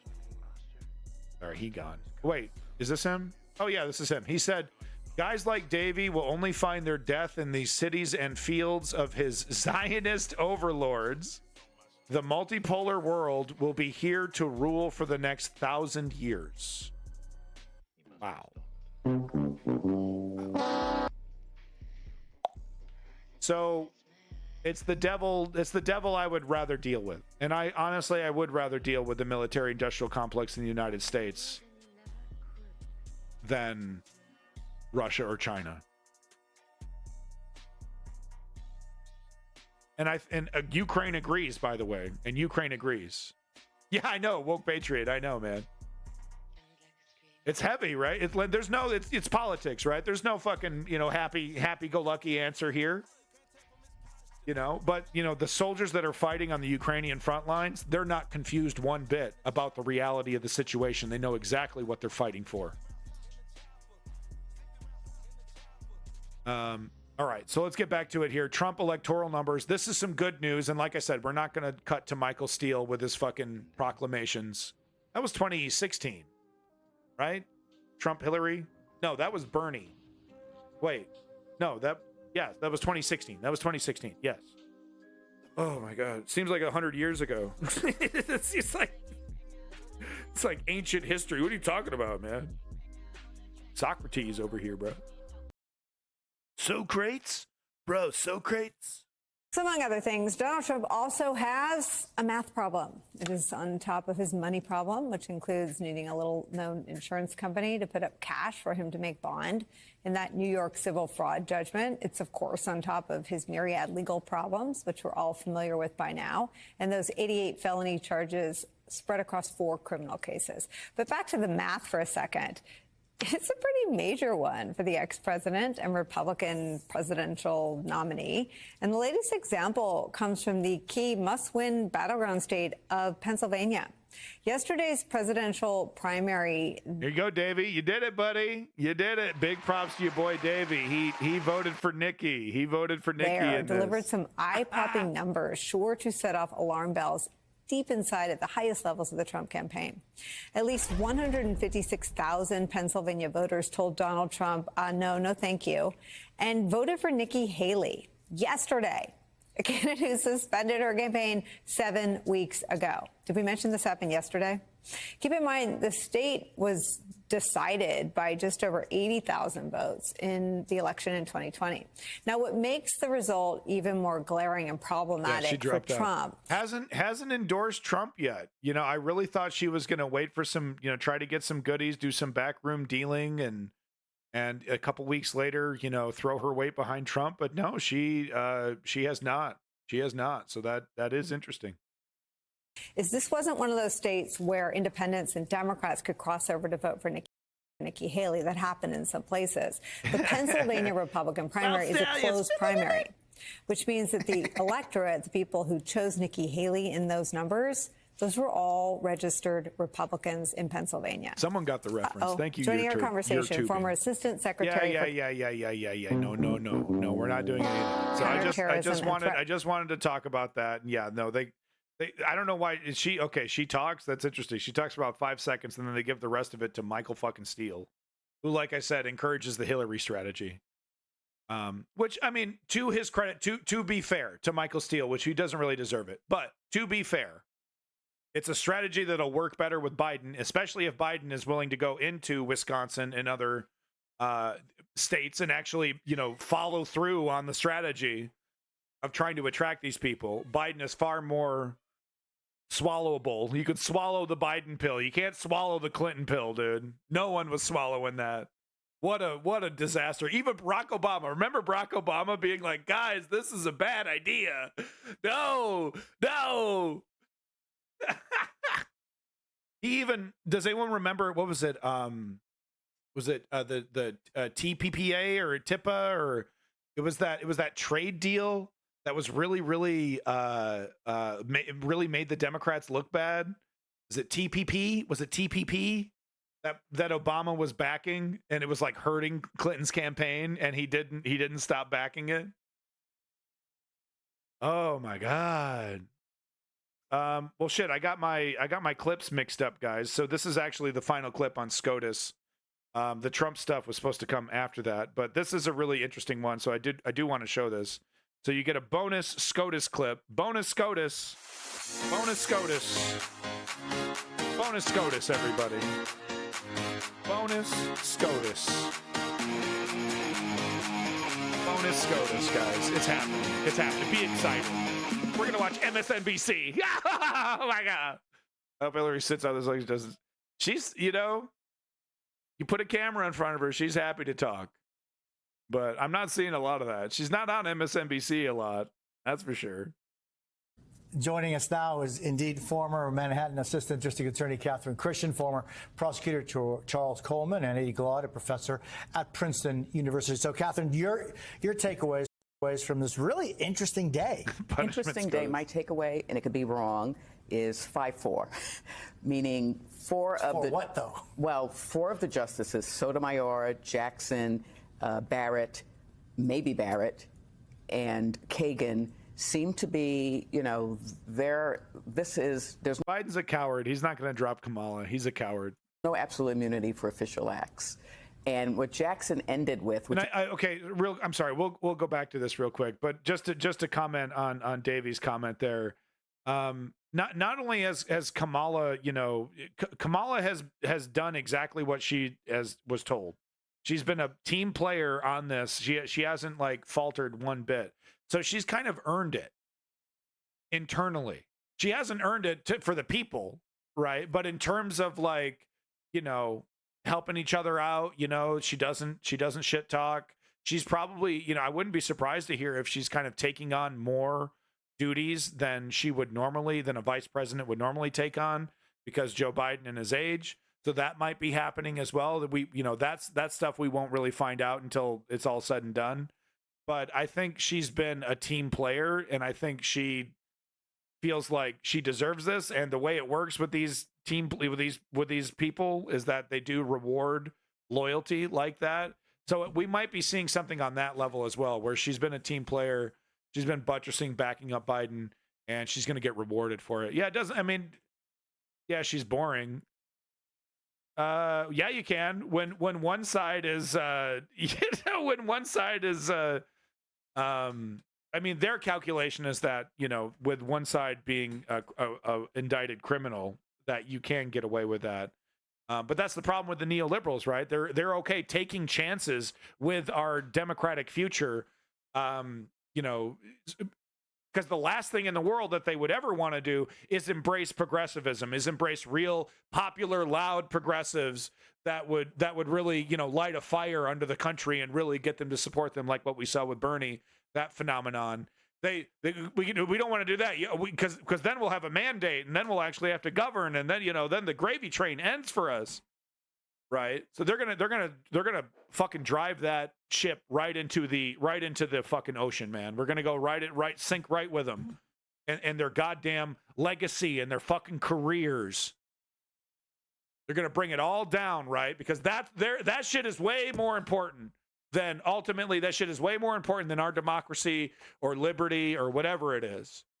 Their fucking legacy. She's not Pence and will fly, and a fly never landed on Kamala's head. Hey, there you go. That's a good point. I think I'd like to see Pete Buttigieg. You know, hey, Pete Buttigieg came really, really impressive. I think I reported on it. No, I haven't reported on it, but I put it in the Discord, and I will be reporting on it this Saturday. Pete Buttigieg came out recently with reforms against the airlines, you know, basically saying airlines are not allowed to rip you off anymore. If they delay their flight for a certain amount of time, they have to give you a refund. If they lose your luggage, they have to compensate you. A lot of really great common sense stuff that is, you know, that definitely these airline companies did not want. And Pete Buttigieg came out and, you know, some really good stuff. So, big feather in the cap for Pete Buttigieg here. But all right, let's get back to this here. SCOTUS, bonus SCOTUS. Let's hear what this woman has to say about it. 5-4, she said. 5-4. Pete has good presentation. Let's not get it twisted about Pete Buttigieg, though, okay? Let's not forget, we got a real close look at what Pete Buttigieg is during the first try. And it was robotic, you know, like literally I'm pulled out of a plastic mold neoliberal Democrat. So if you want literally nothing to change about the neoliberal strategy, you know, then yeah, Pete Buttigieg all day. If you want real change, which is what we need, then characters like Pete Buttigieg should stay in the transportation department. He's a perfect technocrat. Boring technocrat, that's fine. He's not a president. He's not a leader. He's a fucking robot. All right, let's get back to it. Is 5-4, meaning four of the justices, Sotomayor, Jackson, Barrett, maybe Barrett, and Kagan seem to be, you know, there's no absolute immunity for official acts.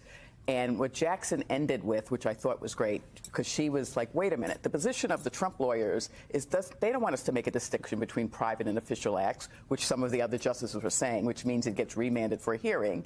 Their position is absolute immunity. They're not telling us to make a distinction. So they're saying absolute immunity for official acts. Isn't that true? Basically, because Jackson is trying to bring it back to, no, we're not going to like have a hearing on this. So.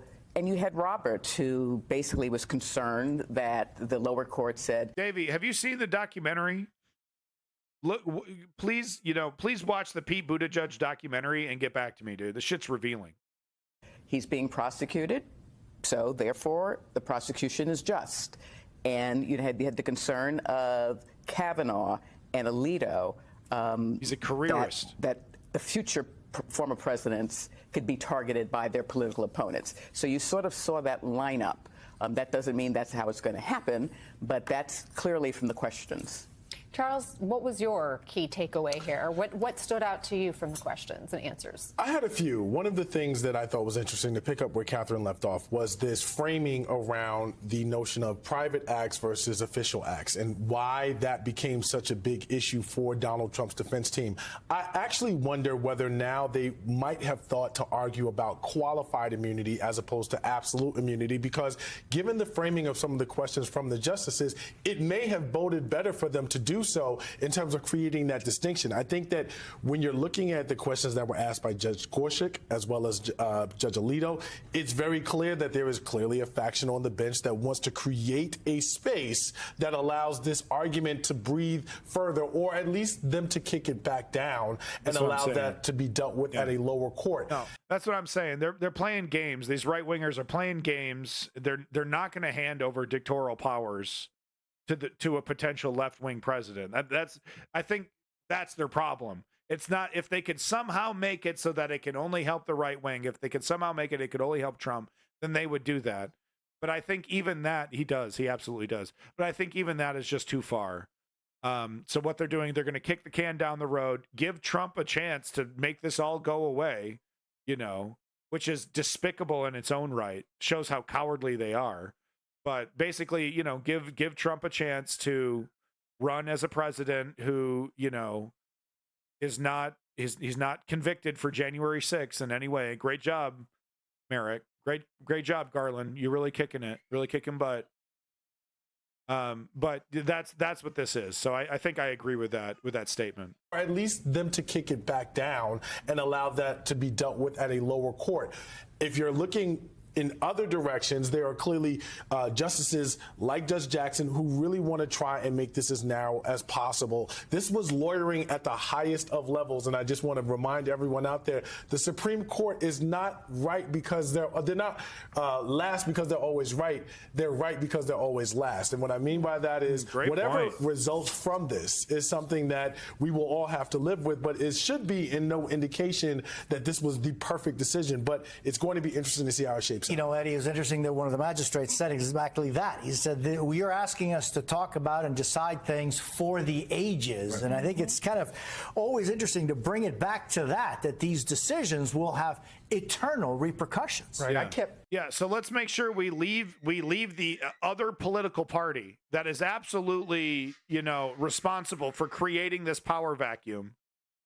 We're just going to forget that Joe Biden put Merrick Garland in charge, who sat on his hands for 2 years. That's my problem with MSNBC.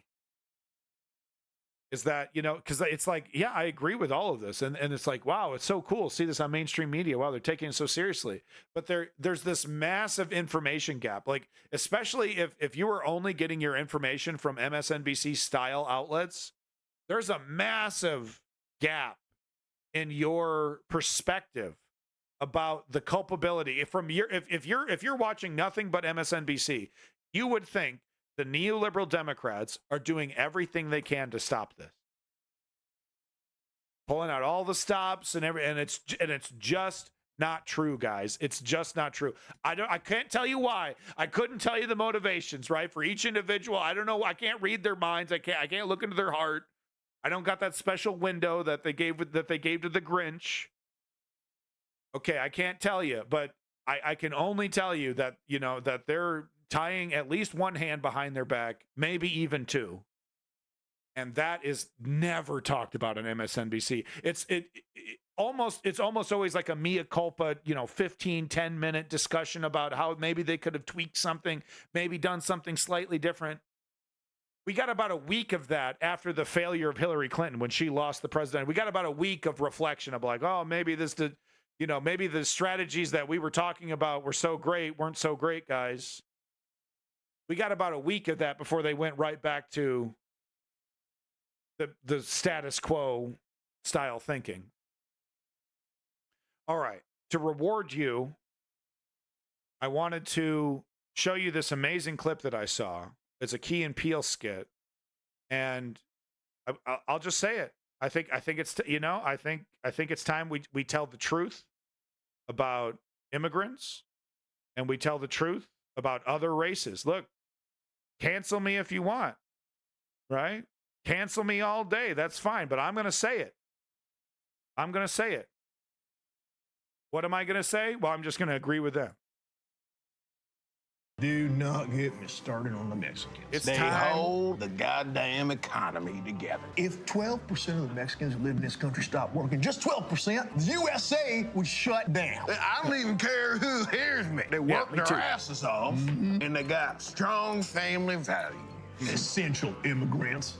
How about them Asians? I got something I want to say about those motherfuckers. I got 3 words for you. Studious, hardworking, industrious. Yep, say it Asians again. are the highest income, best educated, and the fastest growing racial group in the US of A. Plus, got the highest percentage of college graduates in the country. Good for them. How about the Indians? I'm not afraid. Fucking Native Americans. I'm not afraid. I don't know if I could get in trouble these days for saying something like this. They were here first. It may be unpopular, but it's true. We came to this country and we steamrolled on in and we genocided them. I mean, hell, we owe them something. There you go. you go. Look, cancel me all day.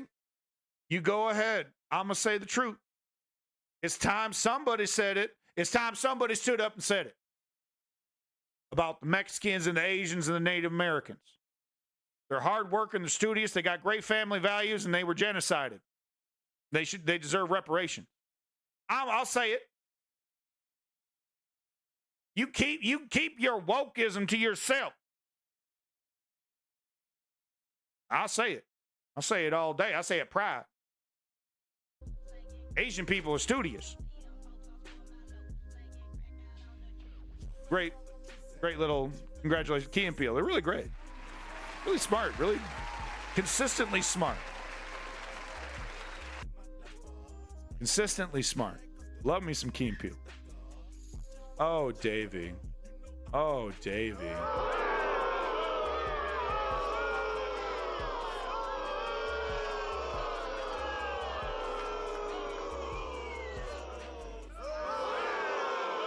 Just gonna let you stew in that one, buddy. We're gonna let you stew in that one. My God. Oh, are white people any better? Because you're studious? Just give them something, man. Give them something.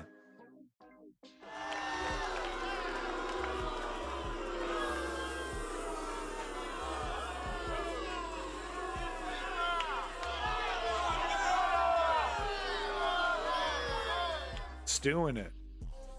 Stewing it. You just stewing it, buddy. No, it's going. This is a whole minute long. This booing is a whole minute long. You get the whole boo. You get the whole boo.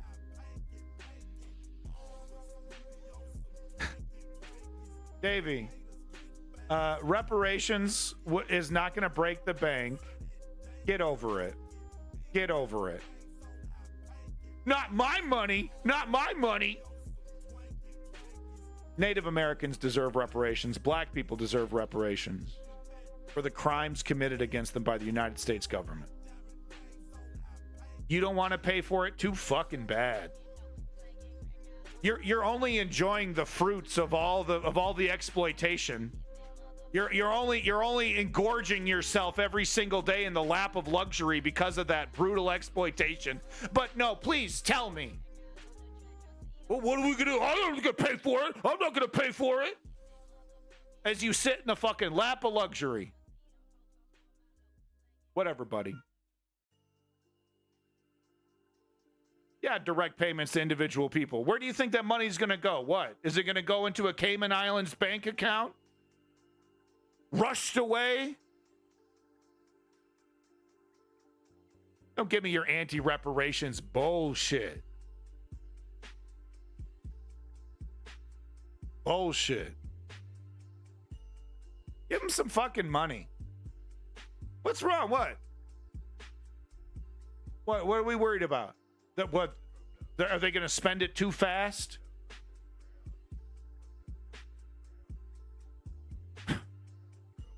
Pro-Palestinian. So we're over to the pro-Palestinian protests.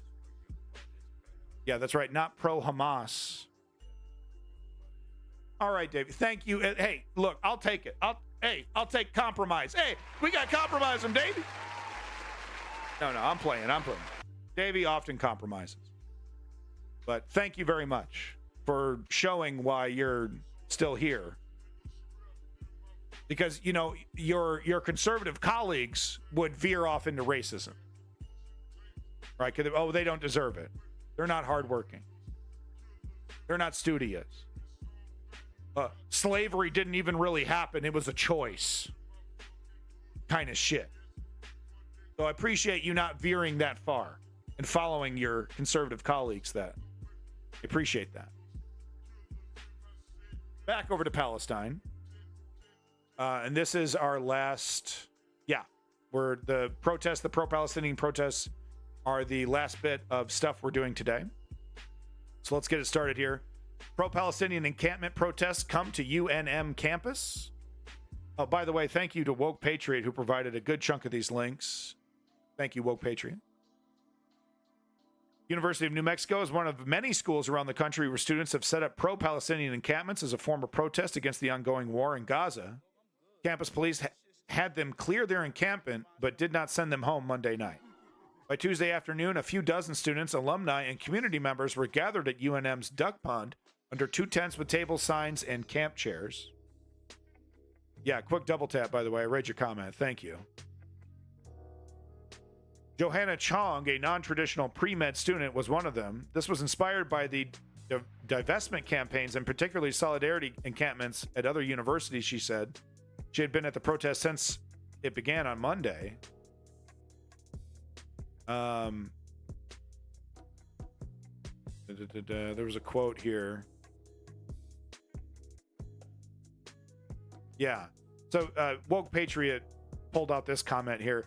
Protesters at a Board of Regents meeting in February called for UNM to emulate its own actions in the 1980s, when it divested itself for more than $1 million from companies doing business with the apartheid regime in South Africa. So the Israeli shills, the pro-Israeli bad actors would say, there's a big difference between what happened in Africa and what is happening in Israel. There's not a apartheid happening in Israel. What are you talking about? There's not an apartheid happening in Israel. So they desperately they're going to push against this as hard as possible because they want to avoid any kind of, comparison, which is pretty accurate. He has distanced up pretty well far from Johnson going to the university. Recently seems like a Republican problem. Interesting take. I guess I don't feel. I'm kind of on the fence still a little bit about how this is going to affect Biden. I think it can't. It will ultimately negatively affect him. But we're also talking about a demographic that isn't going to show up. That needs to be inspired to show up, and Joe Biden is not inspiring nobody. So, the youth is kind of not the youth. It's amazing, right? Because it just depends on the context and it depends on the time. But the youth was a big factor in 2016 with Bernie and Hillary and all that. But I would say in this election,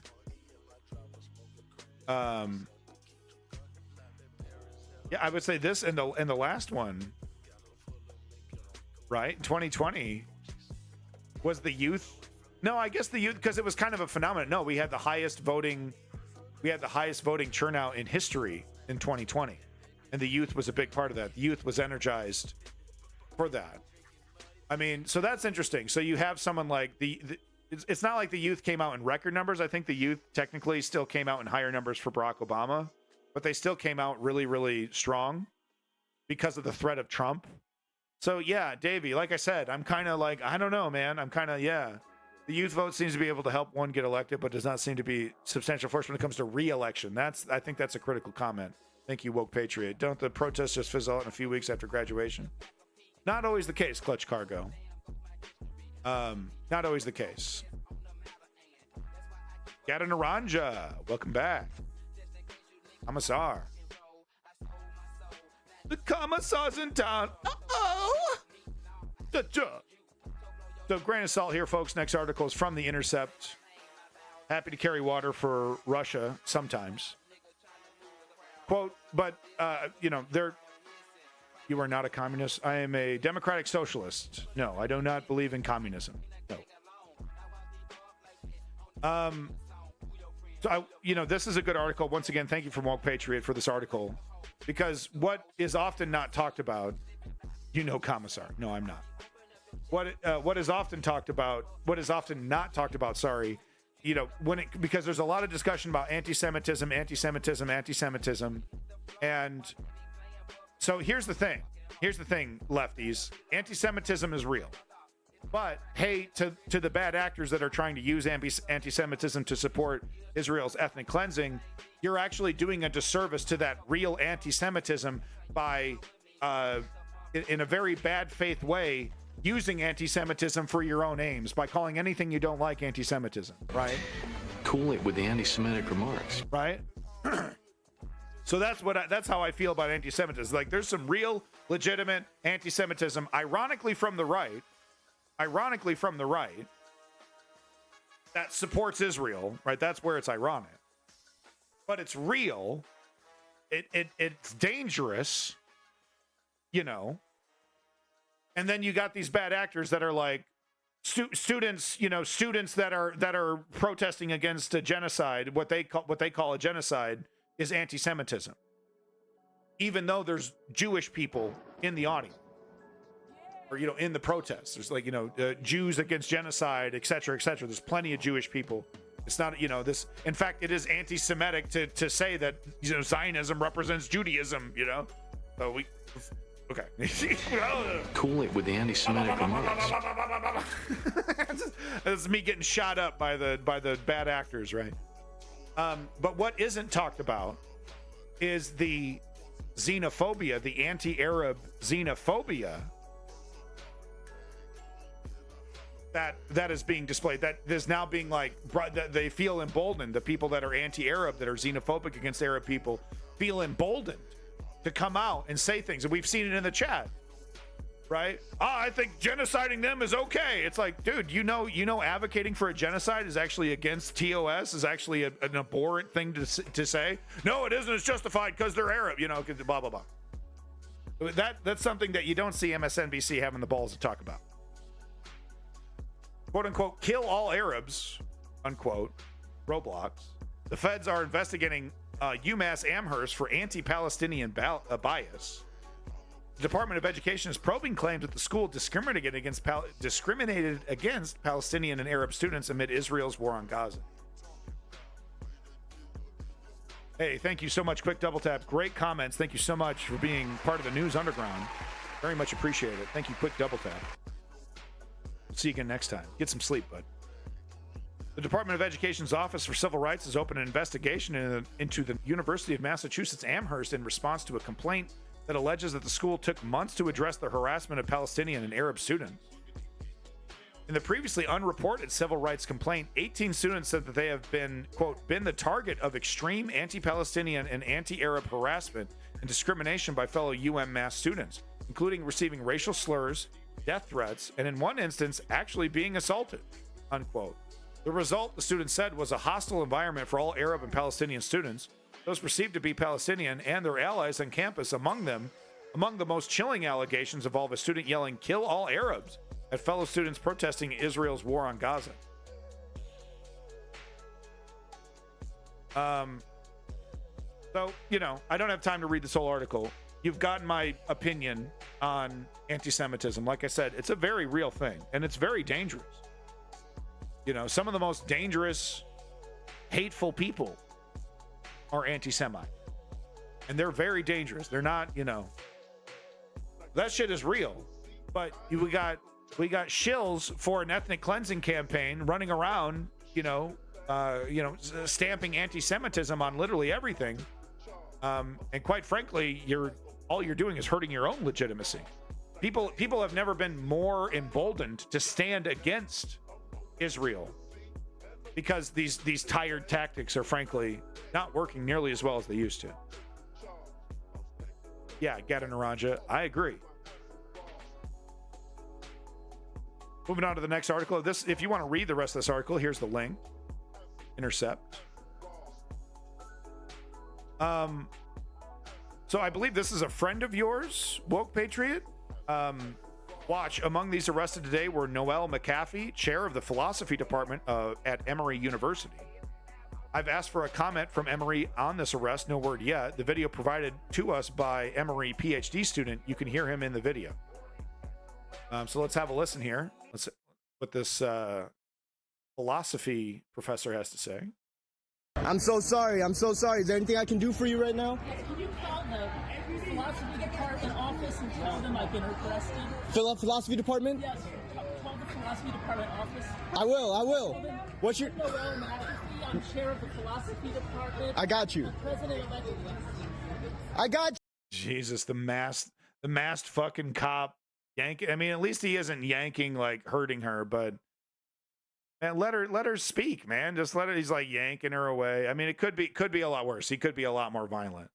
But why you wearing a mask? Criminals have to wear masks because they're ashamed of what they're doing and they don't want to get caught. It's the other, it's the other one first. You know what I mean? Why do law enforcement need to wear masks? Why? Let me tell you why. The reason why is that it's harder to hold them individually accountable if they commit a crime. They hide their badge numbers, they hide their identification, and they wear black fucking masks. This is a cop in the United States. Why is she being detained? Probably because she was effective and vocal at the protest. Anytime you see people getting peeled away and arrested like this, anytime you see people getting peeled away and arrested like this, they're perceived as leaders. And it's an attempt to demoralize the protest and intimidate people to leave. So she was perceived as some kind of leader of this, people are inspired by her. And look at the fucking black mask. Atlanta police. Shameful. That's shameful. Take your fucking mask off. You are an officer of the people. You are not a criminal, sir. The only reason you would wear a black mask while doing your duty is that you don't want to be held accountable. No, that's the thing, Gata Naranja.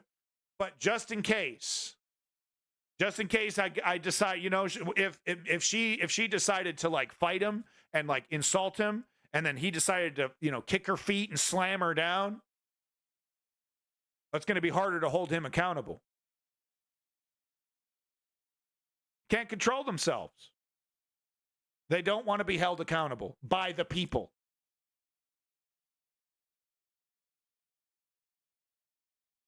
Yeah. So like I said, it's not about whether she can throw them bones. It's about the crowd perceiving her as some kind of leader, right? So here you have a professor, a college professor in a student protest that amplifies it, that brings morale up.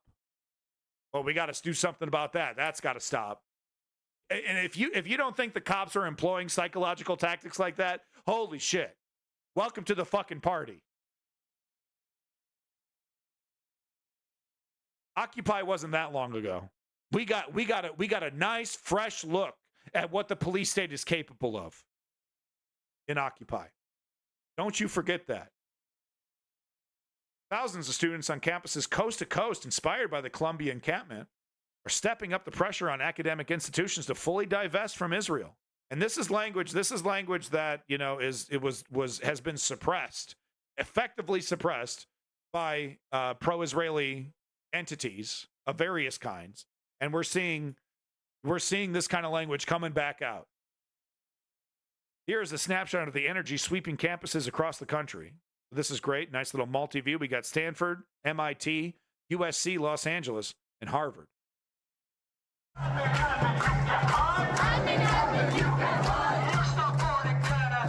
Work Patriots correct.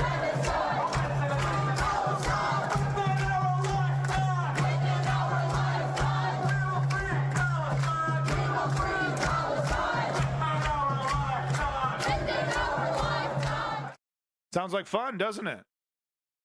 Hey, these are folks following the 3-step program. Why don't you get your ass out there? It's a lot of fun. It's a lot of fun, and you get to feel good about it. And it's like you can, it's like, well, you just out there feel good about yourself. That's okay. You can feel good about doing good things if you're doing them. Okay? You have my permission. If you're doing a good thing, you can feel good about it. Maybe, leave the nibble rubbing and fart sniffing, leave that at home. But it's okay.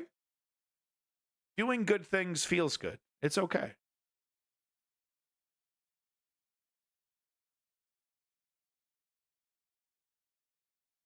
So Geta Naranja over here making excuses for the police state. Here's a photographer for Fox 7 in Austin arrested during the protest at the University of Texas, Austin. Is it okay that he's just being detained, Geta Naranja?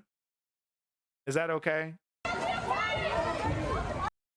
Clearly wearing press credentials around his neck. I'm sure he's identified himself as press a million times. It's not okay? Okay, thank you.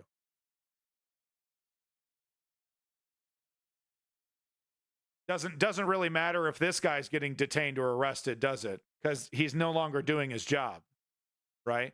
Kind of the same thing with that protester that professor who was doing her job. It's her civic duty to dissent against what she disagrees with. To dissent is one of the highest forms of patriotism in the United States. It is your civic duty to if you disagree with something, especially on a principled level, when it comes to a moral issue like this, it is your job, it is your duty as a citizen to dissent and hold your government to check. Is it really okay that she was just detained instead of arrested?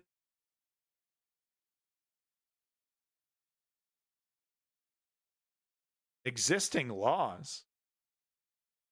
That's okay, Geta Naranja? That you do understand the concept of unjust laws. What would you tell Martin Luther King, who was breaking laws? Isn't it the citizen's duty? Isn't it? Yeah, okay, it's real. Yeah, there's a real. Yeah, they've the politicians have given them the law to do that. Isn't it the citizen's duty to stand up against unjust laws, especially ones that get in the way of something as critical to democracy as the right to protest? All right, you're okay. I'm giving you a hard time. You're singing my tune. Because that is the solution, is a complete top-down, bottom-up reform of the police. And honestly, to split the police into multiple different kind of jurisdictions, right? We should have instead of sending a police officer to a domestic dispute, there should be a special unit for those kind of issues. And yeah, they could be backed up by police. They could be, they can have guys with guns there if you want them to, but special de-escalation specialists, these are things that have actually been experimented with and have been wildly successful in the United States. And police departments, it's a boon for a police department because instead of sending some, guy that was trained for 6 weeks to handle a domestic dispute blowing up, he's got a gun, he's got body armor, and now all of a sudden he's got to talk to some drunk, wife about why she gave her husband a shiner. He's not qualified for that. So, Geta Naranja, let me just ask you something. Is the law that you are describing about the cops detaining people for 24 hours, you're saying it's legit, the law, they're able to do that. Do you agree that they should not be able to do that? That you should be committing a crime to actually be pulled away? The police shouldn't just be able to detain you. Okay, it's a fascist law. Thank you. Because it's pretty damn ridiculous. Yeah, no, we're not arresting you. We're just putting you in the bad corner. You were a bad boy for 24 hours. It's a penalty box. Hockey rules, right?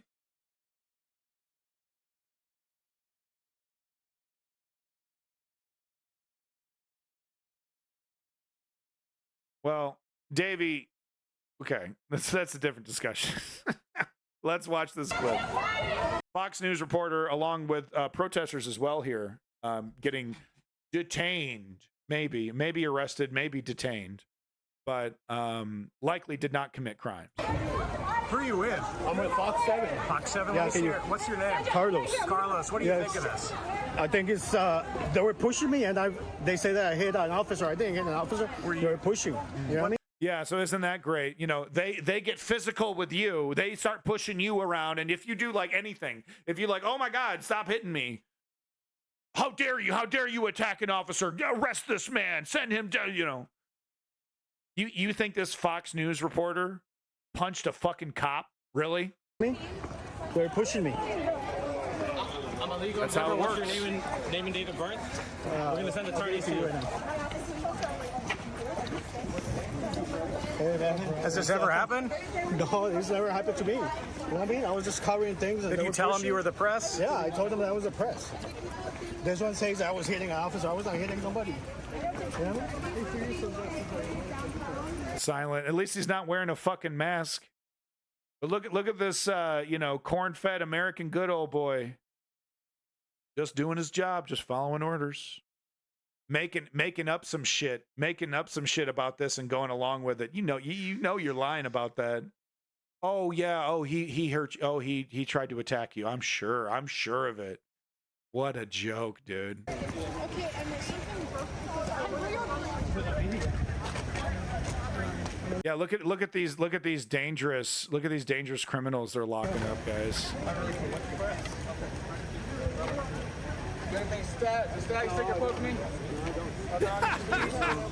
He's from the You got any hypodermic needles? Got any you junkie? Atrocious. And let me to the conservatives that are laughing their asses off at this. You don't think this police state's gonna be holding you back when you're getting in the streets over something that you don't like? Oh, that's impossible. My guy's going to get in. My dictator's going to get in, and he's going to do all the stuff that I like, and he's not going to do anything that I disagree with. Until maybe he starts a war somewhere, maybe in Iran, and we start a draft. I mean, just an example. Like, but, you know, the conservatives who support this, the police state, and, you know, they think this is really, really funny when the left does it. It is funny when they're up against the police state. They're like, we're the good guys. We support you. We support you. No, they don't. They support power. And let me tell you something. If you're a poor redneck Republican, you ain't got no power, honey. And if you try to stand up against this, they will crush you just as quickly and swiftly with the power that you gave them. Here's some more. Great chant. Another protest here. This was in Texas. Chanting about the police who failed the students in Uvalde. I don't need to go into the details about that, but it was a horrific massacre that was exacerbated by the apathy and fear and cowardice of the Uvalde police in Texas. And of course, Greg Abbott and the government of Uvalde, the right-wingers, came to the rescue of the poor Uvalde police who were they were just doing their job. By the way, if you want to see footage of cops vomiting, I have body cam footage of cops literally vomiting, screaming and crying after they got a look at the classroom.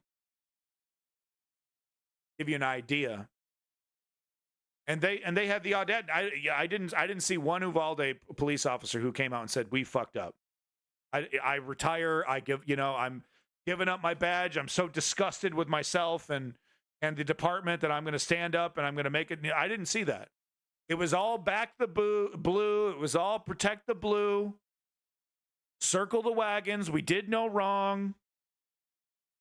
Do I think the Canadian police is better? I think the Canadian police wouldn't have sat in the parking lot for 48 minutes doing nothing while the school is getting shot up. Audible sounds of gunfire. I believe the Mounties would have done something about it. Yeah. And I don't know, what are you trying to even what about? The Uvalde police were cowards. No ifs, ands, or buts. No context required. We have it all on footage.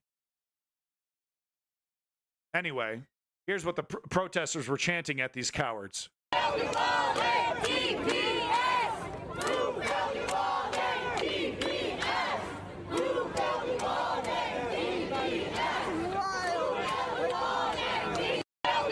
Yeah, so who failed Uvalde? DPS.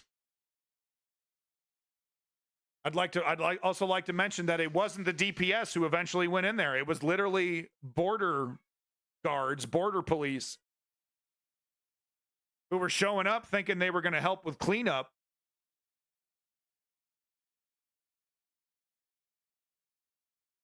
Don't have time for this. I got to keep moving.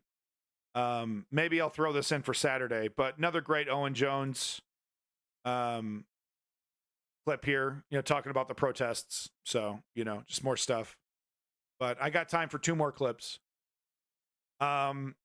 This is great. Thank you, Davey. I believe Davey posted this one. This is the crowd's reaction to Mike Johnson. It's as good as you think it's going to be. Trust me.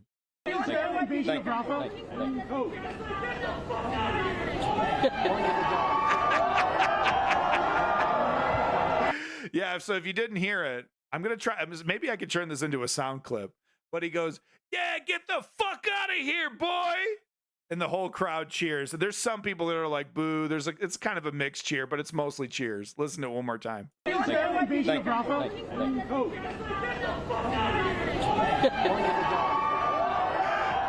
yeah, dude. Fuck yeah. Marsha Blackburn there. This ghoul. Oh, boy, that feels good. Thank you, Davey, for that clip. That feels good. One more time. One more time. I can't help myself. One more time. Oh,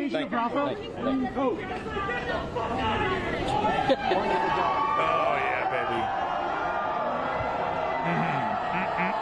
baby. Let me tell you, dude, that's like warm cocoa after a cold day. You know what I mean? Oh. Tom, what are you talking about, Tom? What are you talking about? All right, so the last clip here, I think this one's from Woke Patriot. Thank you again, Woke Patriot, for all your wonderful clips about the protests. Very powerful stuff. Really good stuff to see. Little late, took long enough, but beggars can't be choosers. This is what we got. This is an incredibly powerful statement from a father of a student protesting. What did Mike do? Well, he just, he went to a crowd of pro-Palestinians and said that, Israel can do no wrong, and Israel can defend itself, and it's not a genocide or it's not an ethnic cleansing. It's a, Hamas. And, he's part of the party that wants to turn this entire protest movement into a pro-Hamas, pro-terrorist movement. But anyway, back to our final comment here. This amazing, amazing statement here from a father of a student who's protesting. He's protesting as well, but he lost. Hummus is good, but he lost his daughter was lost in the crowd because the police were in the process of kettling, and she was like running away from the police, so they got mixed up. But you just absolutely got to love this guy's passion and his moral clarity. And this is where I'm coming from. This is why I speak so, I feel so strong about how I feel. And it's like, I know the difference between right and wrong. I don't have a college degree. I'm not a fucking academic. I'm not a smart guy, whatever you want to call that. But I know what's right and wrong. And when you have that clarity about what is and isn't right, and you know it. You know it down in your heart that, what is happening to the Palestinians is wrong. That October 7th doesn't change the crimes committed against these people. Hamas definitely complicates things big time. Because they don't, the opposition would like for Hamas to properly to be the representation of the Palestinians And that's just not the case. It's more complicated than that. But anyway, back to moral certainty. Like, this is what it looks like. This is what it looks like when you know what's right and wrong and you're standing up for what you believe in. Sometimes you could be completely confused about what's right and wrong, and this kind of conviction can be directed in the wrong way, and the kind of energy can be negative and counterproductive, sure. But when it isn't, when you have the facts, when you know what's right and wrong, it feels good. It feels good to stand up for what you believe in. Can't we all just get a bong? Wouldn't that be something? Smoking bongs all day, that'd be great. Yeah, I'm here with Lázaro Abuelo. You are a father of a student at USC who's here. Tell me why you're on campus. You also said you're a Los Angeles resident. I am here to support my daughter. She's studying here, and they're protesting against the genocide. And that's why I am against the genocide. My family is against the genocide. We think that no kid deserves to be killed. But why did you come down to campus? Yeah, because my daughter started organizing too. Says, hey, we have to support Palestine. And that's why I am here. Not only to support Palestine, we want the genocide to stop. Do you know where your daughter is right now? Right now, gotta be somewhere because the police start chasing all the students. As you see, they are threatening. If we don't leave the campus, we are gonna be arrested. But the students are so brave. Look at them. They don't want to leave the campus. Does that concern you, though, as a father, that your daughter is somewhere? Even though it concern me, but my daughter did the right decision. If she rather to be arrested fighting for Palestine, I will be the happiest daddy. I will be the happiest daddy if she's doing the right thing. And I know she's doing the right thing. If the police arrest me now, I am willing to go with the students. I have no problem because what I am doing is the right thing, fighting against a genocide. I have kids, not only the teenagers, I have a 7 years old, and I imagine being a father in Palestine to see my kid be assassinated by Israel. That's not good. We are humanity. This is not a matter of religion, political, no. We are humans. We cannot support any genocide. Well, we will let you go and find your daughter, and I appreciate you talking to us. Free Palestine, always. Thank you for talking to us. Amazing stuff. Quite the story there. A father coming down to campus, his daughter, a USC student, partaking in the protest, which went on all day here on campus. Amazing stuff. Amazing stuff. Oh, Gata Naranja. Sometimes it's more important to stand up for what you believe in than worrying about your fucking criminal record.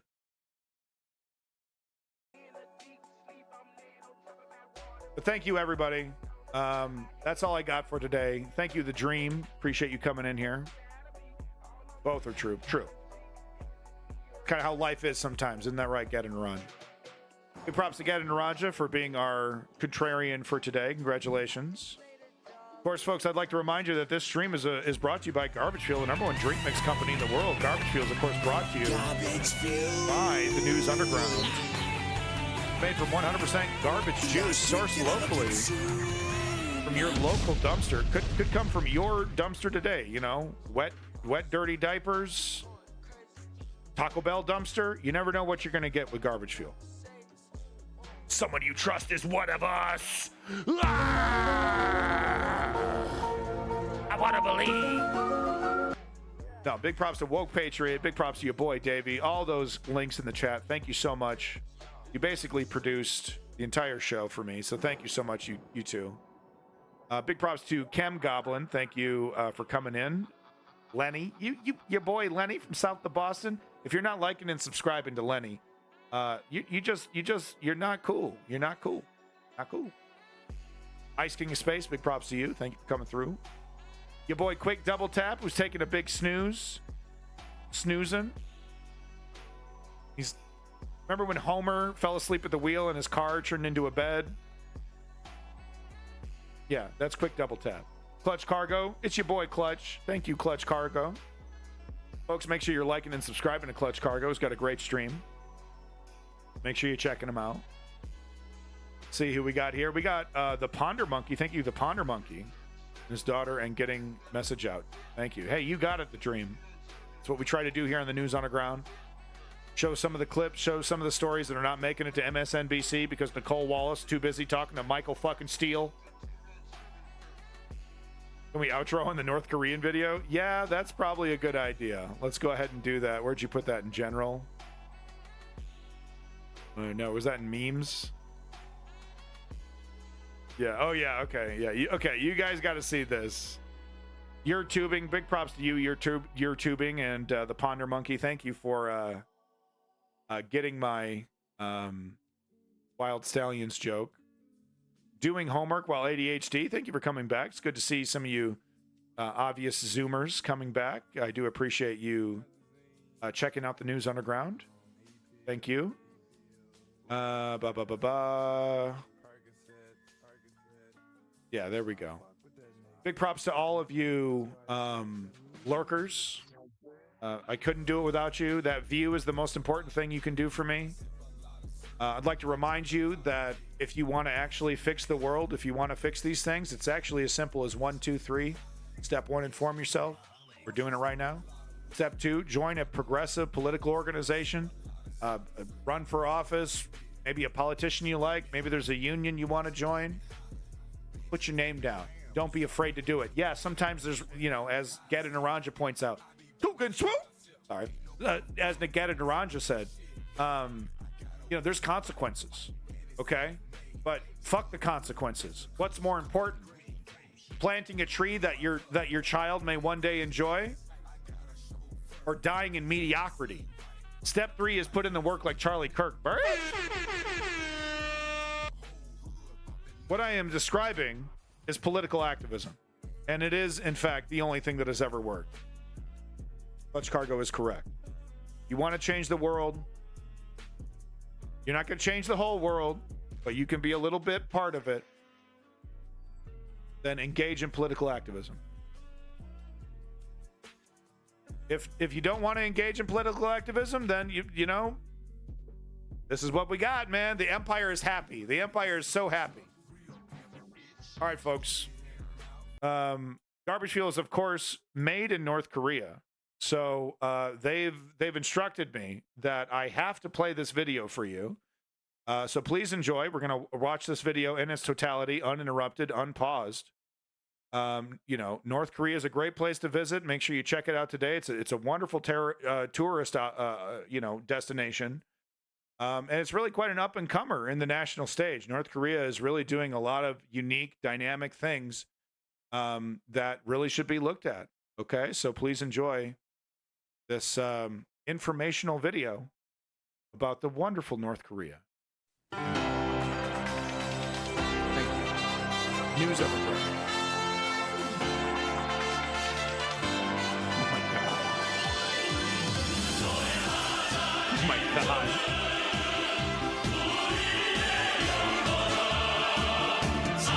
Tone it down. Oh my, tone it down.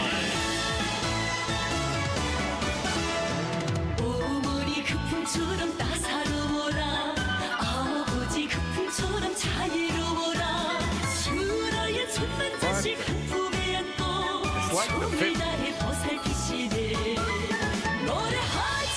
Oh my God, what's he doing? He's gonna eat her. Oh wow, they love it. They love that guy. Fighter pilots. This is the entire North Korean Air Force, by the way. This is it. This is it.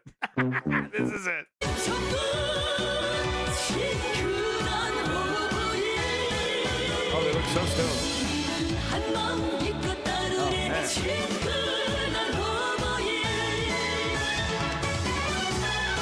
That guy was getting showered in sparks.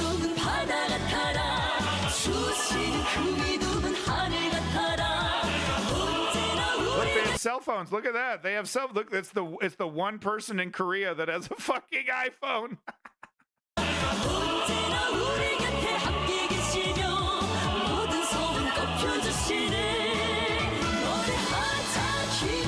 What the fuck are these? What are you wearing?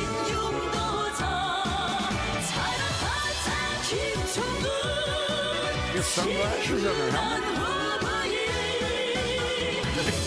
It's the one modern medical. This is the medical facility for Kim Jong-un. Or is it Kim Jong-il? Sorry, Kim Jong-il. This is his medical facility.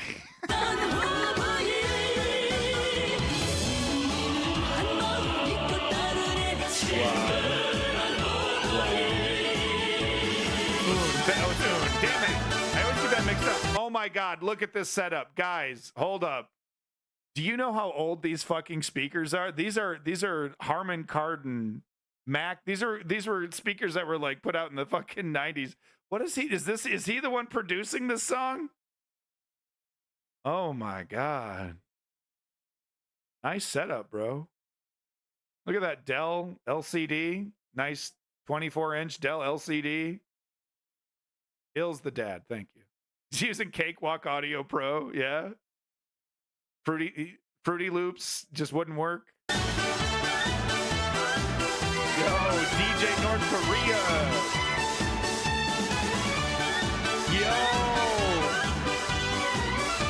Yo. Look, you don't need food when you have this kind of patriotism. Wow. Well, there you go, folks. This piece of shit wants you to know that he's the hero of a nation. All right. Have a good day, everybody. Bye. Have a good day.